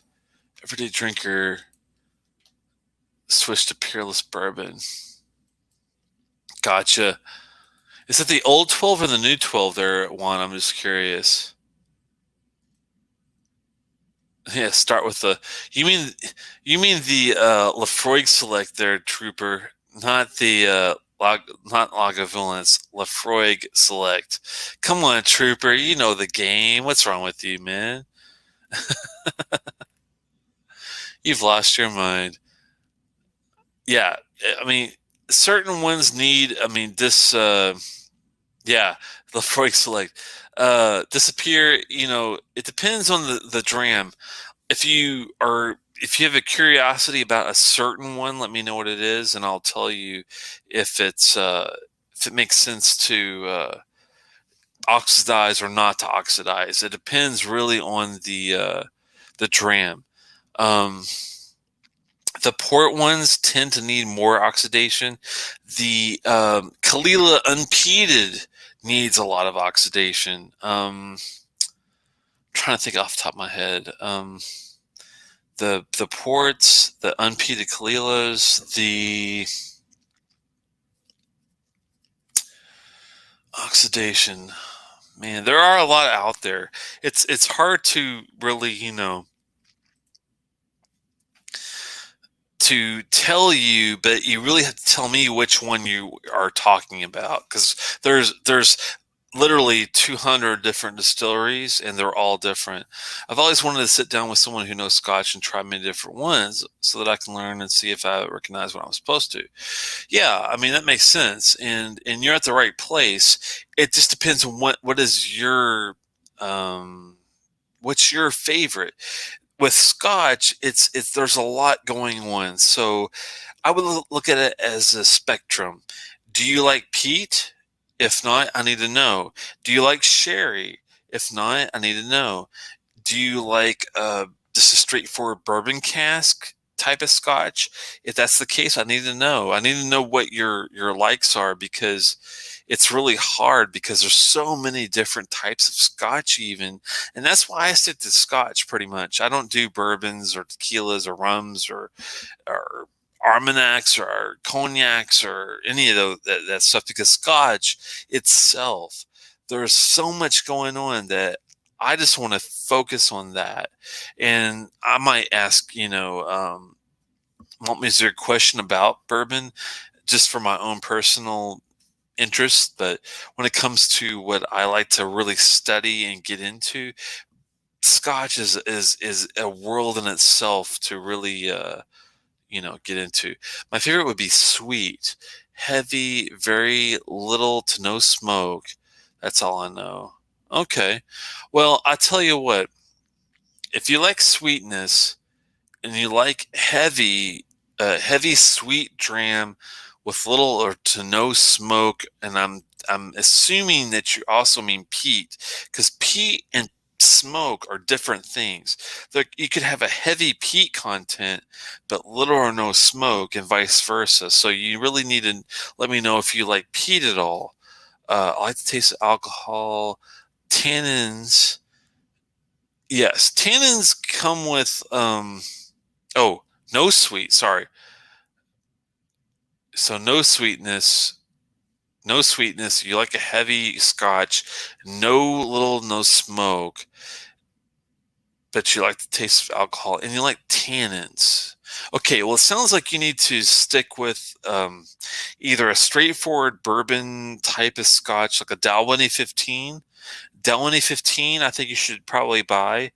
Um, One that is heavy on the tannins, but not the peat, would be sherried scotches. So I would suggest you look at Glendronach 12. Glendronach 12 has no peat or smoke really. It's more of a sherried scotch. Macallans are good for sherry. Macallan 12 would be a good entry deal there. I would say, I mean, hell, even this Benrinnes 15, you had to order online, but this guy is perfect. It has very little smoke. It's not peated. It's sherried. It's 43%. It's not a high ABV. If you're not used to high ABVs, I would definitely, stay toward the lower end. and I think that would fit your fancy. The Creolity 13 is a good one, or 17 if you have the money for it. But the 13 is a good entry level Scotch. It's spicy. Do you like pepper? Do you mind white and black pepper? Do you mind florals? If you don't mind the pepper, white and black, and florals, then this is your distillery. Creolity is a really good one. Glencadam is another good one. I mean, I can go on and on and on, but La Santa, good. Let me go through some other ones here. Not heavy, okay.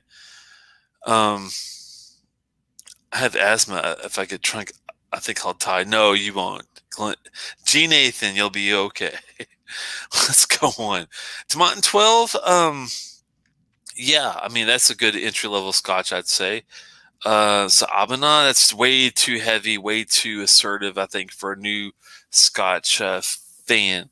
If he does like the La Santa, then I would give him the Abana, the Abelauer Abana. La Santa 12 is a really good, I think a good. The 64 is amazing. I will agree with you, but as a first sherry, you're taking the guy and you're throwing him to the deep end of the pool. If he drinks that, I mean that's a high ABV too. If he drinks a 50 plus ABV dram, he's going to have the worst headache the next day he's ever had. So please start with a La Santa or a Benrinnes or something a little lower on the ABV and lower on the tannin section, because that is a heavy dram when it comes to sherry. As a sherry bomb. Yeah, moderation on that one.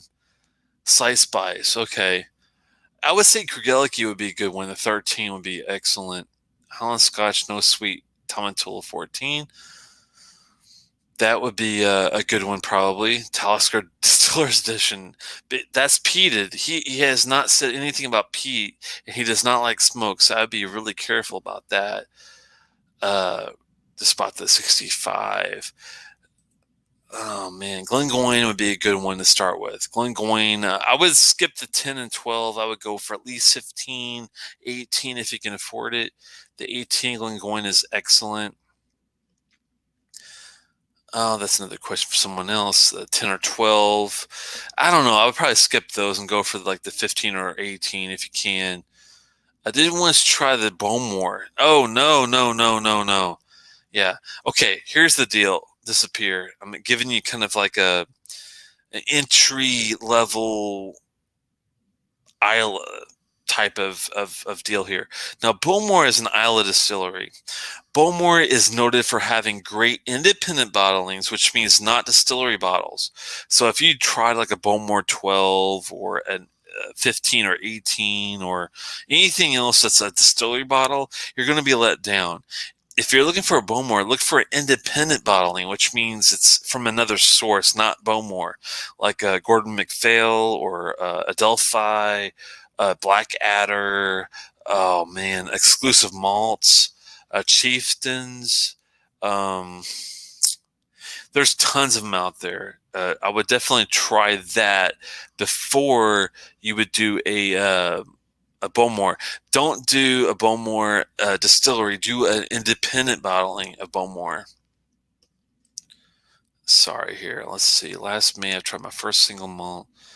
Glenrothes, okay. Select Reserve. Very light, fruity bottle. Great. I would say that's a good one, yes. I definitely agree with that one. No problem. That's what we're here for. You had no Bowmore independent bottlings, yes, but not for, your first scotches. It just doesn't make sense. Consider Glenmoran or maybe Bunnahabhain. Those are good choices. Now, Longmorns to me are spicier. They're very spicy. Like Longmorn 16 is a good dram, but man, it's savory and spicy. There's no sweetness. But if you do prefer a savory, spicy dram, he's right. Bunnahabhain 12 is like, I would say would be a really good start. Bunnahabhain 12, if you can afford it, the 18 is excellent. Good to see you, Jason Coates. Smoky, if you're avoiding that. Yeah, it's definitely on the smoky side. Yeah, I'm not impressed with the 15. Definitely in that. Good to see you there, Richie. I'm not sure if you just joined us. You probably did. I was about to sign off, but what are you drinking there, Jason? I'm just curious what you're having. Been having all day. Yes, all great. I agree. It's hard to find a bad Bunnahabhain. Um, yeah, he said he liked spicy. That's true. He did say he liked spicy drams. Longmorn 16, I would definitely grab that. Holland Park Fire, if you can afford it, is a very good spicy dram, but it's going to cost you $250. That's the catch. Savory drams, spicy savory drams. Oh, I'm trying to think. The Longmore 16, the Tom Du Dabilia dram. It's not easily found. It might be costly, but it's the best spicy. It's a spice bomb. The Tam Du Dabilia dram, version 1, version 2, whatever version you can find, that is a hell of a spicy, nice mouthful. Yes, any Bunnahabhain. Bunnahabhain is great. I think you'll really enjoy that. Nothing I'm working. Ben was given a half bottle of Bowmore 15 Darkest and love it, which is one thing out of many things is everyone likes something else. The Bowmore 15 Darkest is funny. It's like, I think it depends where you are in your Scotch journey. When I first started, I tasted the 15, and at first I was kind of like, I'm not sure if I like this because it's so different. But once I got into it, I started really liking it. And then I started loving it. And then I started having lots of different things, and I came back to it. It's a good dram. The Bowmore 15 Darkest is a very heavy sherry, tannin, sulfuric, but, excuse me, it's also a low ABV dram. So it doesn't have the potency. I'm not sure what the word for it is, but potency, we'll just go with that. Potency that I'm looking for in a usual dram, but it does have refinement. It's got the 15 years. The darkest thing is kind of bullshit, if you want to be honest, because it's all coloring, but it is a nice tasting dram. It's one of those that I have mixed feelings for now after going through so many. It's really, it's up and down with that one. The price is usually $75 to $80 for a 15-year whiskey. That's a really damn good price. That's the only reason I would recommend it to somebody, if to be one of their first 15-year-olds. Maybe come back. More like $80 locally. That's a really good price. Wow. I guess the 15 Darkest just didn't do it for me. A little flat. Yeah, I'm the same way, Trooper. Like at first, I liked it. I think it's great for like a first sherried Isla dram. Kind of like the Lagavulin Distillers Edition is a really good step up from that. So if I was going to get somebody like, a new Isla Dram, and I wanted them to have the age, the sherry, I would go for the start with the Bowmore 15 Darkest. Then I would give them the Lagavulin Distillers Edition because that has the sherry and the peat, but it's a lot better. That would be kind of like a step up from that one, I think. That's my opinion. How about Martlock? I saw online not long ago. Yeah, you would like Martlock Disappear. It's very savory. It's not sweet. It has some spiciness sometimes to it. You might get more spice with age. The 12 to 15 might be iffy. 15 and up might be your better ones. I would look at it like that, maybe. The Balvenie 12 single cask could be a Danny.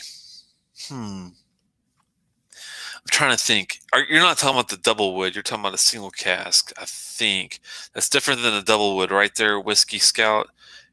Please let me know if you're talking about something different than the Balvenie 12 double wood, because I did not like the double wood, but the single cask sounds like a whole different story. Let me know. I found my niche. Peated sherry, yeah, that is where it's at. Lagavulin Distillers Edition is one of the best options of that. The Lafroig PX cask is a very well done sherried whiskey. I don't care what anybody says. I know there's some people that don't like the PX that much, but I'm telling you, if you don't mind a sweet peat, the Lafroig PX cask for 1 liter and the price, holy shit, you can't go wrong with that, man. Come on. Potential. I had Balvenie before and liked it. Don't remember the age. Yeah, Balvenie's okay. It's kind of one of those that I like for sweetness, or if I want a Caribbean cask, the 14's good. If I want the triple cask, uh, Traveler's exclusive, the Traveler Retail exclusive, it's really good. Triple cask 15, 16. Those are good. The port 21 I need to try. I do have the Doublewood 17. Now that was a good whiskey. I do like the Doublewood 17. I do not like the Doublewood 12. I would wait and save money and get the Balvenie Doublewood 12. That's just me. I always consider Bowmore and Isla wannabe. Yeah. Bowmore is the Isla redheaded stepchild. That's true. Sadly, it's just not. Distillery bottles are not there. Independent bottles I would go for though, so keep that in mind. The single cask means single malt. No, single cask means that they put the core juice in one cask, and they that's it. They don't like transfer it. Single malt means that it's not blended with other single malts. It's one distillery like Benrinnes. This is a 15-year from this one distillery. That's a single malt. This is a Kregeliki 17 from one distillery, Kregeliki. It's one single malt. That's how that works. That's the difference between single malt and single cask. Sorry, let me go back here. Bourbon really loves official bottle. I think is what he's trying to say. I'm not sure what that is. Sorry, lost cause. But Bowmore official bottles, no. Unless you go for like the Devil's Punch Bowl, the Devil's Cask stuff, or the Doris Moore, the Tempest bottlings, the high-end distillery bottlings are good, but that's about it. Doublewood, single cask, yeah. He likes the Doublewood better than the single cask, definitely. I'm not a fan of the 12 Doublewood, but the 17 Doublewood I do like. That's okay, Disappear. That's what we're here for, man. We're having fun. Bowmore really lives in the Highland. They have some of the best whiskey ever made, according to some people who can afford it. Yeah, that's the catch. I mean, I do like the 14 Caribbean cask is good.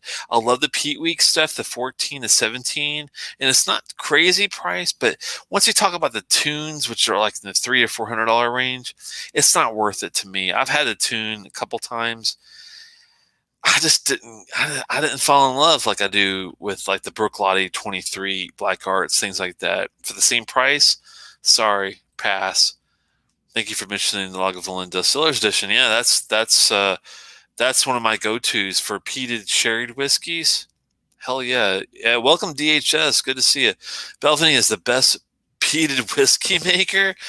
Ah, man, I mean, I like the Peat Week. I'm not going to take that away from you, but best Pete?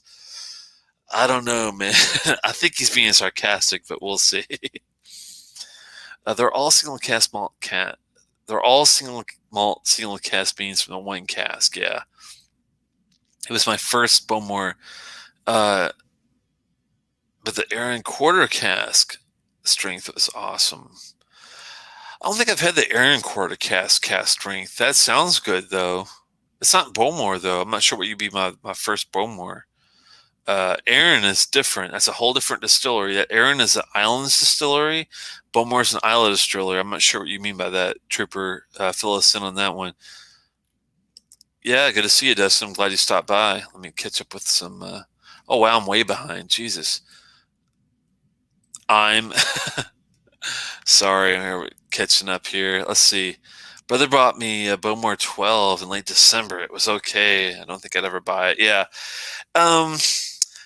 Official bottles, no. But if you find an independent bottling of a Bowmore 12, please try it. Especially, it's a signatory, Adelphi, Blackadder. Oh man, the what is that one called? The Carmore. Calm. What is that one? You know what I'm talking about? It's CA something something MOR. That's a really good one I've heard. Oh man, there's some really good independent offerings out there. You have to try. It's always too cheap to source malts to blend and prove quality. Oh come on, Dustin! Don't mess with the guy too much. Don't pay attention to Dustin tonight. He's had a few. I have a feeling. No offense, man. Save your money and walk away from the Bowmore Isles. Yeah, if it's official, independent, definitely take a stab at it. You might as well. I'm telling you. 17 good, pricey. Single cast 15 sherry, bourbon cast are great. Yeah, if I'm gonna recommend any Balvenie to anybody, it's gonna be the single barrel 15 sherry. That was one of the best Balvenies I've ever had, especially for the price. Hey, good to see you, Swami. I'm sorry I'm way behind. I'm slowly catching up with the comments, just going through, having some fun here. I tell you what, Swami. If you haven't had this one, Betty, you have to do yourself a favor and have this one. This one is excellent, excellent for all around. The craft, it's Springbank esque on the craft. It's handmade casks, oak casks, 17 years, no frills. And I tell you what, it's one of the best 17, 18-year-old whiskeys I've ever had. It's really damn good. Have you ever had the Krill T17? Swami, I'm just curious. Good to see you, man. I'm sure you're here to have fun. And Arbegian, I hear you there. Going through real fast. And yeah, Ardbeg is a good one for me. I know some people don't like it because they don't like the overly ashiness of it. If you like mint, if you don't mind a really nice white ashtray of smoke, then O is actually pretty solid, I have to say. Hey, Disappear. You're at the right place. We're all know. Yeah, we're all learning things as we go along. Chippewas are the bestest. Oh, God. Let me catch up here. Good evening to Swami. A triple cast Pete Week. I need to get that too. I didn't know they had a new triple cast Pete Week. Jeez. Favorite demon child. Oh, Lordy. We are in trouble. Double squared wood? I never even heard of that. Triple wood blended malt. Yeah. Cutter's Box has proven to me that blended malts are just better. I don't know if I would go that crazy far, man. Come on now. I think he's being sarcastic still. Have you tried the new Gully half quarter whiskey? Swami, how many have you had tonight, man? I'm just curious. P weeks are good. Yeah, the 14 and 17 I've had both. And Balvenie does do some decent peated drams, I think. I'm not going to say it's the best like somebody did, but I'm going to say they're good. I have to hunt Swami down. Sober as a bird, Telex haven't drank in days. Oh, bullshit. I know. See how long it took me to say bullshit on that? I take it as sherry, bourbon, oak, or what would? No. Sherry. Okay. There's different factors you have to separate out here. Disappear, and I appreciate you asking the newer questions because this is helpful for me to try to explain it. Now, one part of this is the wood. Now, you can have a European oak cask. You can have an American oak cask, which are different. Sometimes you hear European oak is explained as Quercus alba. If you've heard of that term, Quercus alba is European oak, basically. American oak is typically used more like in your bourbon type stuff, bourbon casks. You've got those are like the main different oaks that I see. When it comes to sherry is a more of like I'm not sure if you could say fortified wine, but like it's an influence. So usually you would take a whiskey and you'd have it in a bourbon or a European oak cask for 12 years, 7 years, whatever. And then you would move it over to a cask maturation or influence. And that's where you would put it maybe in a sherry, which would be several different types. You've got your Amontillado, you've got your Fino, you've got your Oloroso, you've got your PX. Now, PX is your sweetest usually type of sherry. Oloroso is more of your drier sherry. Fino is definitely ultra dry, acidic and salty. Your Amontillado is more reminiscent of a almond influence, definitely a marzipan kind of a feel. And that's just the tip of the iceberg. You could take a long time to study different sherries, and there's more than that I haven't even mentioned. And then you can also do red wine cask type of influences, which are awesome. You have Barolo, you have Bordeaux, you have Pinot Noir, you have man, you've got what is it? Rebbe del Duero. I can't even say it. Rebbe del Duero is one. You got a lot of different options when it comes to wine. And you think of a wine, you could cask, and put a whiskey in that, and then get an influence from it. That's part of the fun. So that's different. Sherry and wood types are completely different. Buy you a bottle of the Krgeliki 17. I'll think about it. Maybe if I get to meet you one day, if I get a chance to go back to Montreal, I'll let you know, and I'll see what I can do, man. He's easy to catch, pretty hookers at cocaine. Oh Lord, thank God this is an R-rated channel. Is all I can say.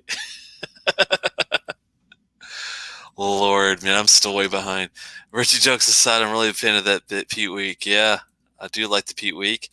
Hey, good to see you, Maester French. I really appreciate you stopping by, man. Sherry just means Scotch putting the extra, yeah, shine casks. There's been different ones, so anyone is worth a pickup. He's talking to somebody else. Let's see here. Catching up. Tomatin Kuboken is really good for light peat. Yes, that is true. If you're going to introduce someone to light, like that's never had peat, that's coming into Scotch, I think the Kuboken is a good option. The peat week is one to get. That's true. I will agree with him. 14 or 17, whatever year you can find, I would definitely try to pick it up. I need to learn. There are different scotches that come from different woods in that. Yeah, there's like I said, there's Quercus alba, which is also known as European oak. There's the American oak. What are some other wood? I'm missing, I'm sure, other woody type casks out there. I can't think of any on the top of my head though, because usually it's either ex-bourbon, which is American oak, or it's Quercus alba, which is European oak. What am I missing, guys? I mean, you can get really fancy, like the Glenmorangie Estar was a particular dram that is good. They have an old version and a new version. Get the new version if you can. It's from some specific Missouri Ozark wood trees that they got. I remember that, and it is actually technically pretty damn good. I mean, it's only like $100. So if you can find the Glenmorangie Astar, I would try to go for that one. Yeah, definitely pick up the Kuboken. Now I know more there is to try. Yeah, there's a lot to try out there, man. It's a huge world when it comes to all the options of Scotch. It really, really is. That's what I like about Scotch compared to bourbon. Trooper says, I'm sorry, Ben says to Trooper, I'm a major Ardbeg fan, but Tomatin was the first distillery I fell in love with. Yeah. Tomatin's not bad, especially for the price. It's definitely up there. Hey, Salmon Cast, good to see you, man. What are you sipping tonight? I started with the Benrinnes Flora and Fauna 15. I hate the coloring. I hate the chill filtering, but I do love the taste. So it is still a 3.75 out of 5 type whiskey, if you could find the Benrinnes. But this boy is man. I don't know what I gave it, but it's a 4 point something. It's up there, 4.5, 4.75. I think the Grigalicky 17 is a very well deserved, big time. It's a must buy. I'm pretty good, man. I appreciate it. No, no, no, no, no. I'm not. Are you sure, Jason? I don't think that's right. Is it? Hold on. I gotta check something real fast.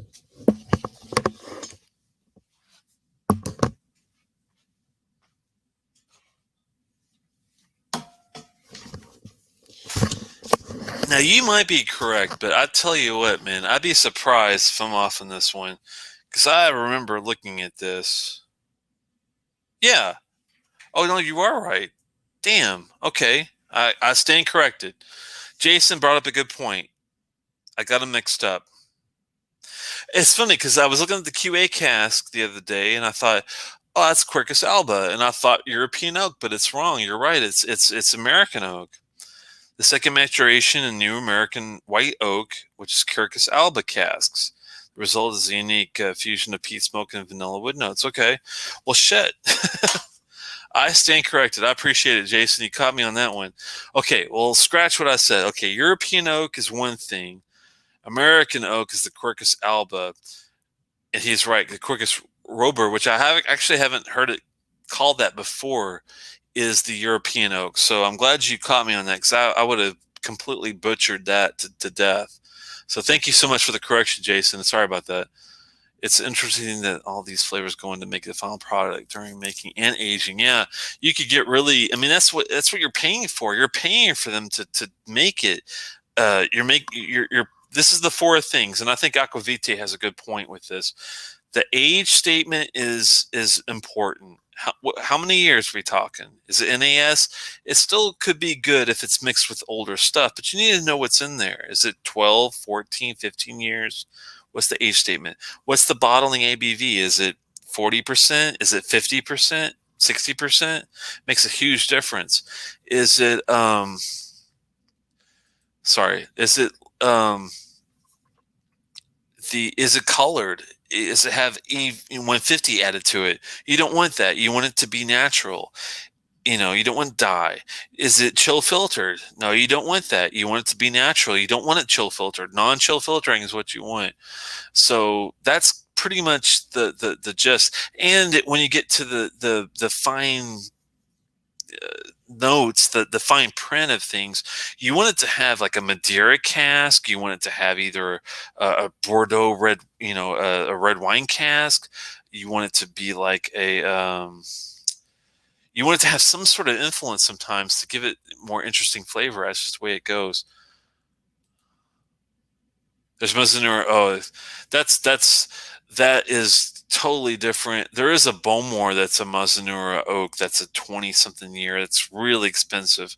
That's the only one I'm aware of on the Mizunara oak casks, but that's very specialized to Japanese whiskeys usually. Tomatin 21, I would love to try that. That's for sure. Yeah, flavor of the month. You don't want flavor of the month. That's for sure. He's talking about basically, trends. Stay away from trends if you can. Ooh, a Port Charlotte 10. Good try. Good call, man. I need to get that bottle. I don't have that bottle yet. I have had a Port Charlotte many times. The Scottish barley, the Isla barley. I'm sorry, Scottish barley, Isla barley. I think it was the other one. I'm trying to think of some of the Port Charlottes I've had. Those are pretty good. But I'd love to get my hands on a 10-year statement. That would be nice. Yeah, Limousin oak. That's very particular. You don't see that very often. Nerd alert. No, no. I mean, he's dead on. He's right. He caught me in a mix, because for some reason, when I always thought Quercus alba, I always thought European oak for some reason, but that's dead wrong. This is American white oak. So there you go. And I'll have to remember that rhubarb for the European. That's a good one. It's for the American market only. I've heard for the 21. I'll I'll have to keep my eyes out for that. Sip on the olive barley. That's a good one too. Brooklotti does a great job with the Port Charlotte series. I really like their stuff there. Yeah, fear of missing out. Oh, I thought it was flavor of the month or something like that. That's true. Yeah, I'll be missing out so much out there. You're doing fine, man. How's your salsa tasting these days? It was pretty good. I recently had a couple interesting drams. I'm glad you brought it up. Actually, I did a tasting a few days ago, and there was a couple really surprising ones. It was a Glengarry. It was a 21, and I tell you, it was very complex. Really, really, really damn good. I mean, I don't know what the price point on that would be today because Glengarry, I don't think offers a 21 right now. But if you can find a Glengarry 21, oh my God, is it good? And it's not even my wheelhouse. It's not peated. It's not even sherried. It's like a straightforward, like just like this guy. It's a hand, it's a oak cast for many, many, many years. Straightforward, but damn, is it complex. I mean, you don't really need any influence other than what it's in, and it's got the candle wax. It's got some really good fruity, savory, sweet. I mean, it's got everything. It's very well balanced at Glengarry 21. Also tried a trying to remember. Oh, there's some surprises I remember. Blair Athol XOL XOP, I want to say it's independent bottling of a 21. I think it was really good. Oh man. And some of these independents, even though they're higher age, you don't have to spend a lot of money to get these really good independent bottlings. So do your homework. And the first part of business is to find who does the good independent bottlings. It's XOP, it's Signatory, it's Blackadder, it's Adelphi, it's those guys, Scott's. It's find your good ones. Once you do that, then find the distilleries that you like. Once you combine the two together, man, you really can get some really good deals on well-priced whiskey from a good source, but damn, really, really well done, complex, I'd say. Tomont has some really good selections. I agree. I'm only 1 year in, one bottle at a time. Yeah. 38. Yeah, the rest of my life. Yeah, that's true. Needs more try. 100%. That's true. It does. It's nothing like the 12. It's not sherry at all. I think it was an older 21 bottle. I'm not sure what year it was from. He didn't say, but I remember, man, I was surprised at how complex and how it reminded me of an Altmore 18 or 21, 25 even. If you're familiar with Altmore, that Glengarry 21 is like a very well done, complex, high ABV Altmore. It was like, man, was it 50 something percent? It was a 50. I want to say it was higher ABV, but it might have been. I'm confusing it. I think with another one that might have been. It might have been 45%. I want to say 45. I think it was what it was at. Blair Athol is really good too. I'm gonna be doing the Blair Athol 12. I think it's the next review there, Jason Coates. So please stop by next Tuesday, and we'll have a little Blair Athol official bottling. Bring a independent if you don't have the official bottle, Jason Coates, and let's have some Blair Athol and compare notes together if you don't mind. What's the best indie label Blair Athol to try? Ooh man. I mean, it really depends on, I would look for any of those that I mentioned, like the Blackadder, the exclusive malts, the Signatory, the Adelphi, the oh man, the Scots. Any of those are good. If they have a Blair Athol to try, then I would go for it.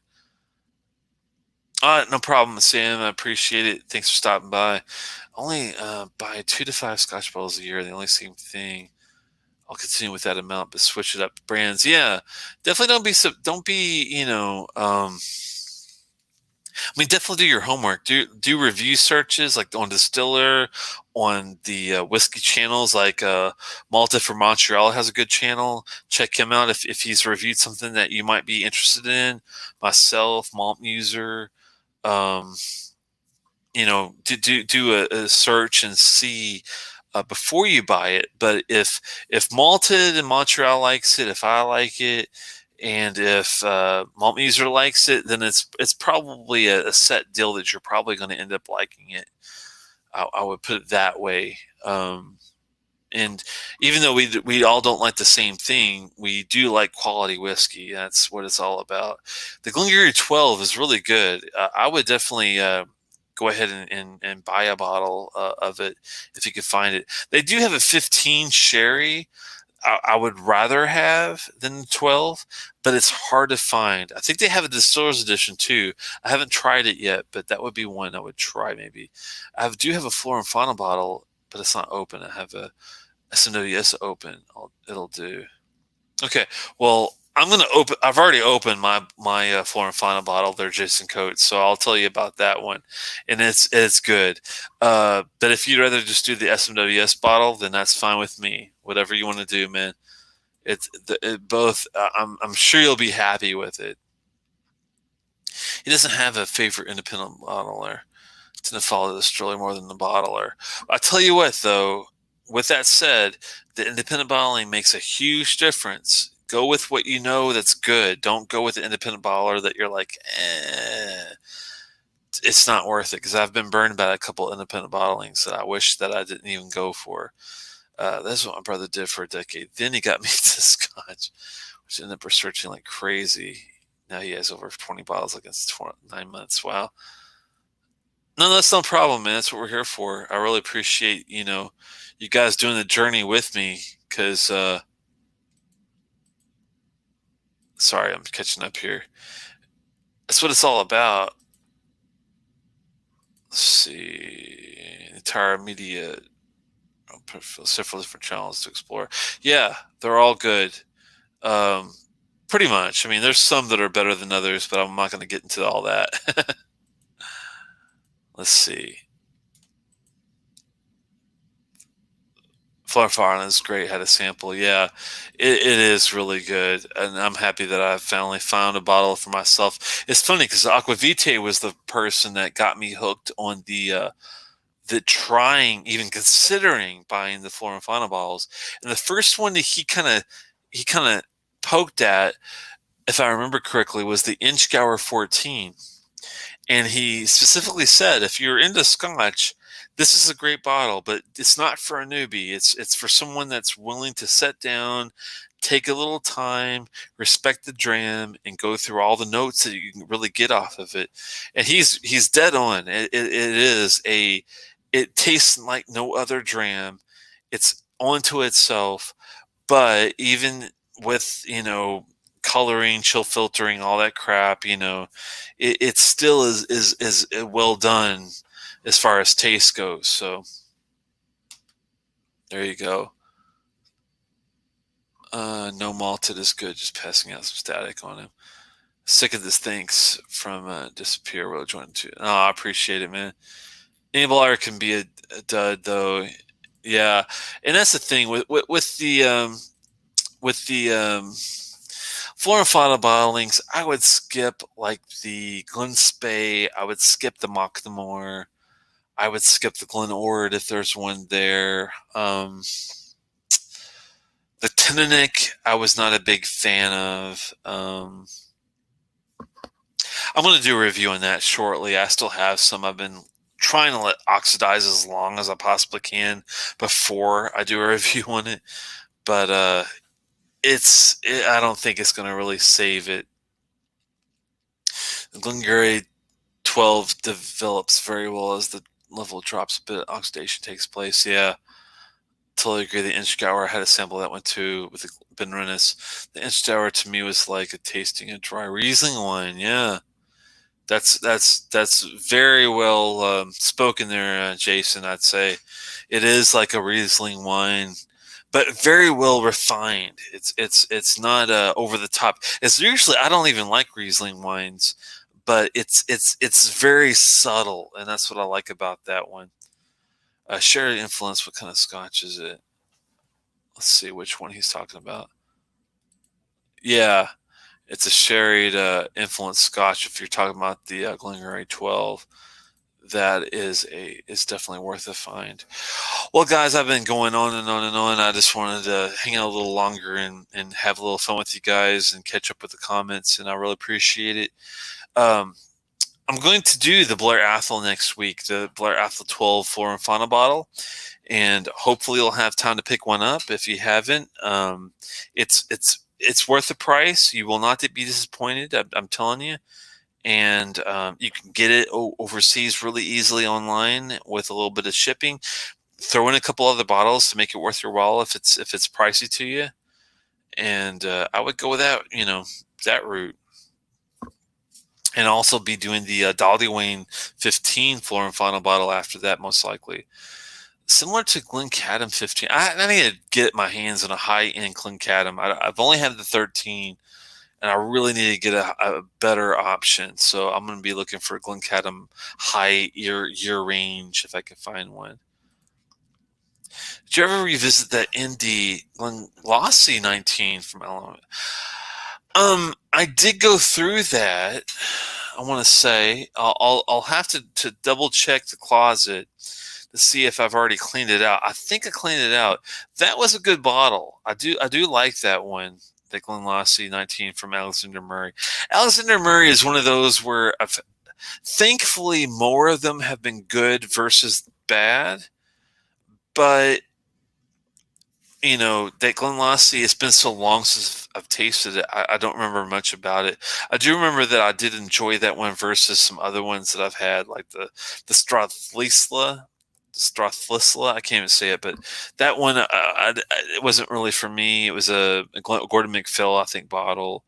The Alexander Murray ones, even the Tomor was iffy, but it was better than most. Battle Hills don't do it for me. I don't like Battle Hill bottlings that much. Berry Brothers in Red typically haven't really been all that great for me, but like I said, the other ones were worth a try. Yeah, Be Well one, I appreciate it. Bourbon and Sherry, the Glengarry 12 too, great buy. And I have an older Glenord 12, not one of the Glen. Okay, is it an independent bottling, Scout? I'm just curious what type of bottle is it before we sign off here. And because I think I saw Glenord 18 Singleton. I was interested in maybe trying, but thankfully the price points in those aren't really bad either. It's just kind of, is it worth a gamble? The basic Glenord, I think I had I'm trying to remember if it was an independent or if it was the Flora and Fauna. I want to say it was independent, and it just didn't do much for me because it was more in the vegetal realm. But thanks to you and for all your info. It's been great. Well, I really appreciate it, man. I really appreciate you stopping by and spread it to all your friends that are interested in, trying Scotch. That's what we try to do. Even though I do a lot of high-end stuff sometimes, I do a lot of low-end, entry-level / middle of the road stuff. I try to mix it up, try to make it interesting, try to give the best advice. And a lot of the guys that come to the channel, like Swami and DHS, his name's Dustin, Richie Z, Santa, Jason Coates, Dram Dude, all these guys that frequent the channel are always trying to save you guys money. That's what it's really all about, is to give you tips on how to better save money on your journey, so you don't feel like you're shortchanged, because it can get expensive with a lot of this stuff. It's an official bottling, not independent or single bottle. Oh, cool. Okay. The 12. What did you think? Was it very vegetal? Because I remember I had a Glenord. I didn't dislike it per per se. I think I gave it like a 2.75. It's almost average for me. It was heavy on the vegetal notes.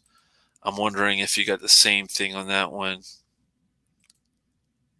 Slancheva to disappear. I appreciate it. That'll be my last question before I jet out. I'm just curious on Scout if so we should recommend a 25-year Macallan. Well, if the guy was like, Daddy Warbucks, or if he was, Neil Peart. I heard Neil Peart from Rush, one of my favorite bands of all time. Going kind of on a tangent before we sign off here. I'm a musician as well, and I've listened to a lot of progressive rock over the years. I like everything. I like Camel and Rush, Yes, Floyd, Genesis. Oh man, Van de Graaff Generator, Alan Parsons, you name it. If it's progressive, I probably love it. And one of the funny things was I learned later in life, before Neil Peart passed away, was that he was he was getting into whiskey, but his favorite distillery was Macallan. So I'm thinking, well, if I could afford it, it'd probably be my favorite distillery too. Neil Peart's the drummer for Rush, if anyone didn't know. He passed away sadly last year, but damn, great drummer, percussionist, and I wish I had a chance to talk to him about whiskey, because I probably could have opened his eyes to a lot more than the Macallan thing, but he probably took his time, hopefully. He was a big-time Macallan 12 fan. Wow.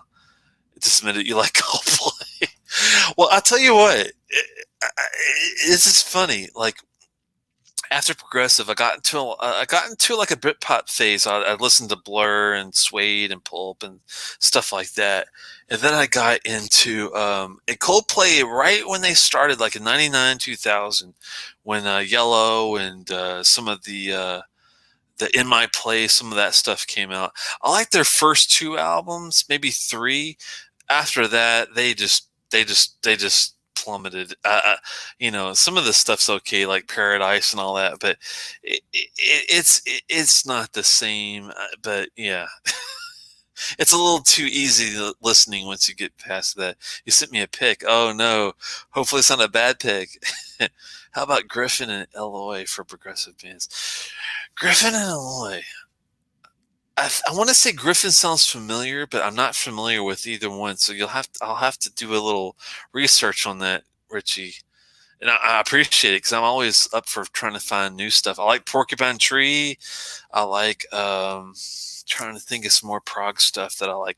Opeth is good. Dream Theater, of course. I mean, please, this is Canadian, not Nickelback. No, not even close. Look at this. Crack this guy. It sounds familiar. Pick of the Glen Ord. Oh, okay. I got you. That what you're calling it now, Ski Scout. Oh Lord, but no Nickelback, no Coldplay. No, sorry, not. That's not gonna cut it nowadays. They're from the province of Alberta. Oh, okay, I consider them sellouts. They moved to Vancouver. You guys are hilarious. Well, anyway, on that note, Slancheva, guys, I really appreciate you hanging out. So this is a 3-hour adventure. I know some of you guys are, hey, baby, I got an 8-year Glen Ord. Oh, that sounds scary. Mastodon, that's a good one. I like some Mastodon. Curl of the Burl. It's funny, because I've heard some of their stuff and I like it, but I haven't really dug deep into their discography. I'll have to do a Silverfen. No problem, man. Fair Winds and all tribute to Everwind. Yep. Yeah, Everwind. I haven't seen him in a while. He usually is hanging out at the Scotch for Dummies camp, I noticed. Hopefully he'll stop by and say hey at some point. I know this Grigeliki 17 would be up his alley, and I think even the Benrinnes 15 would be a dram that he would appreciate. So definitely, fair winds, everybody. I really appreciate you stopping by, having fun, and I'll see you, if not before next Tuesday, for the Blair Athol 12. We'll maybe do a short review or something on the side. Have a good time.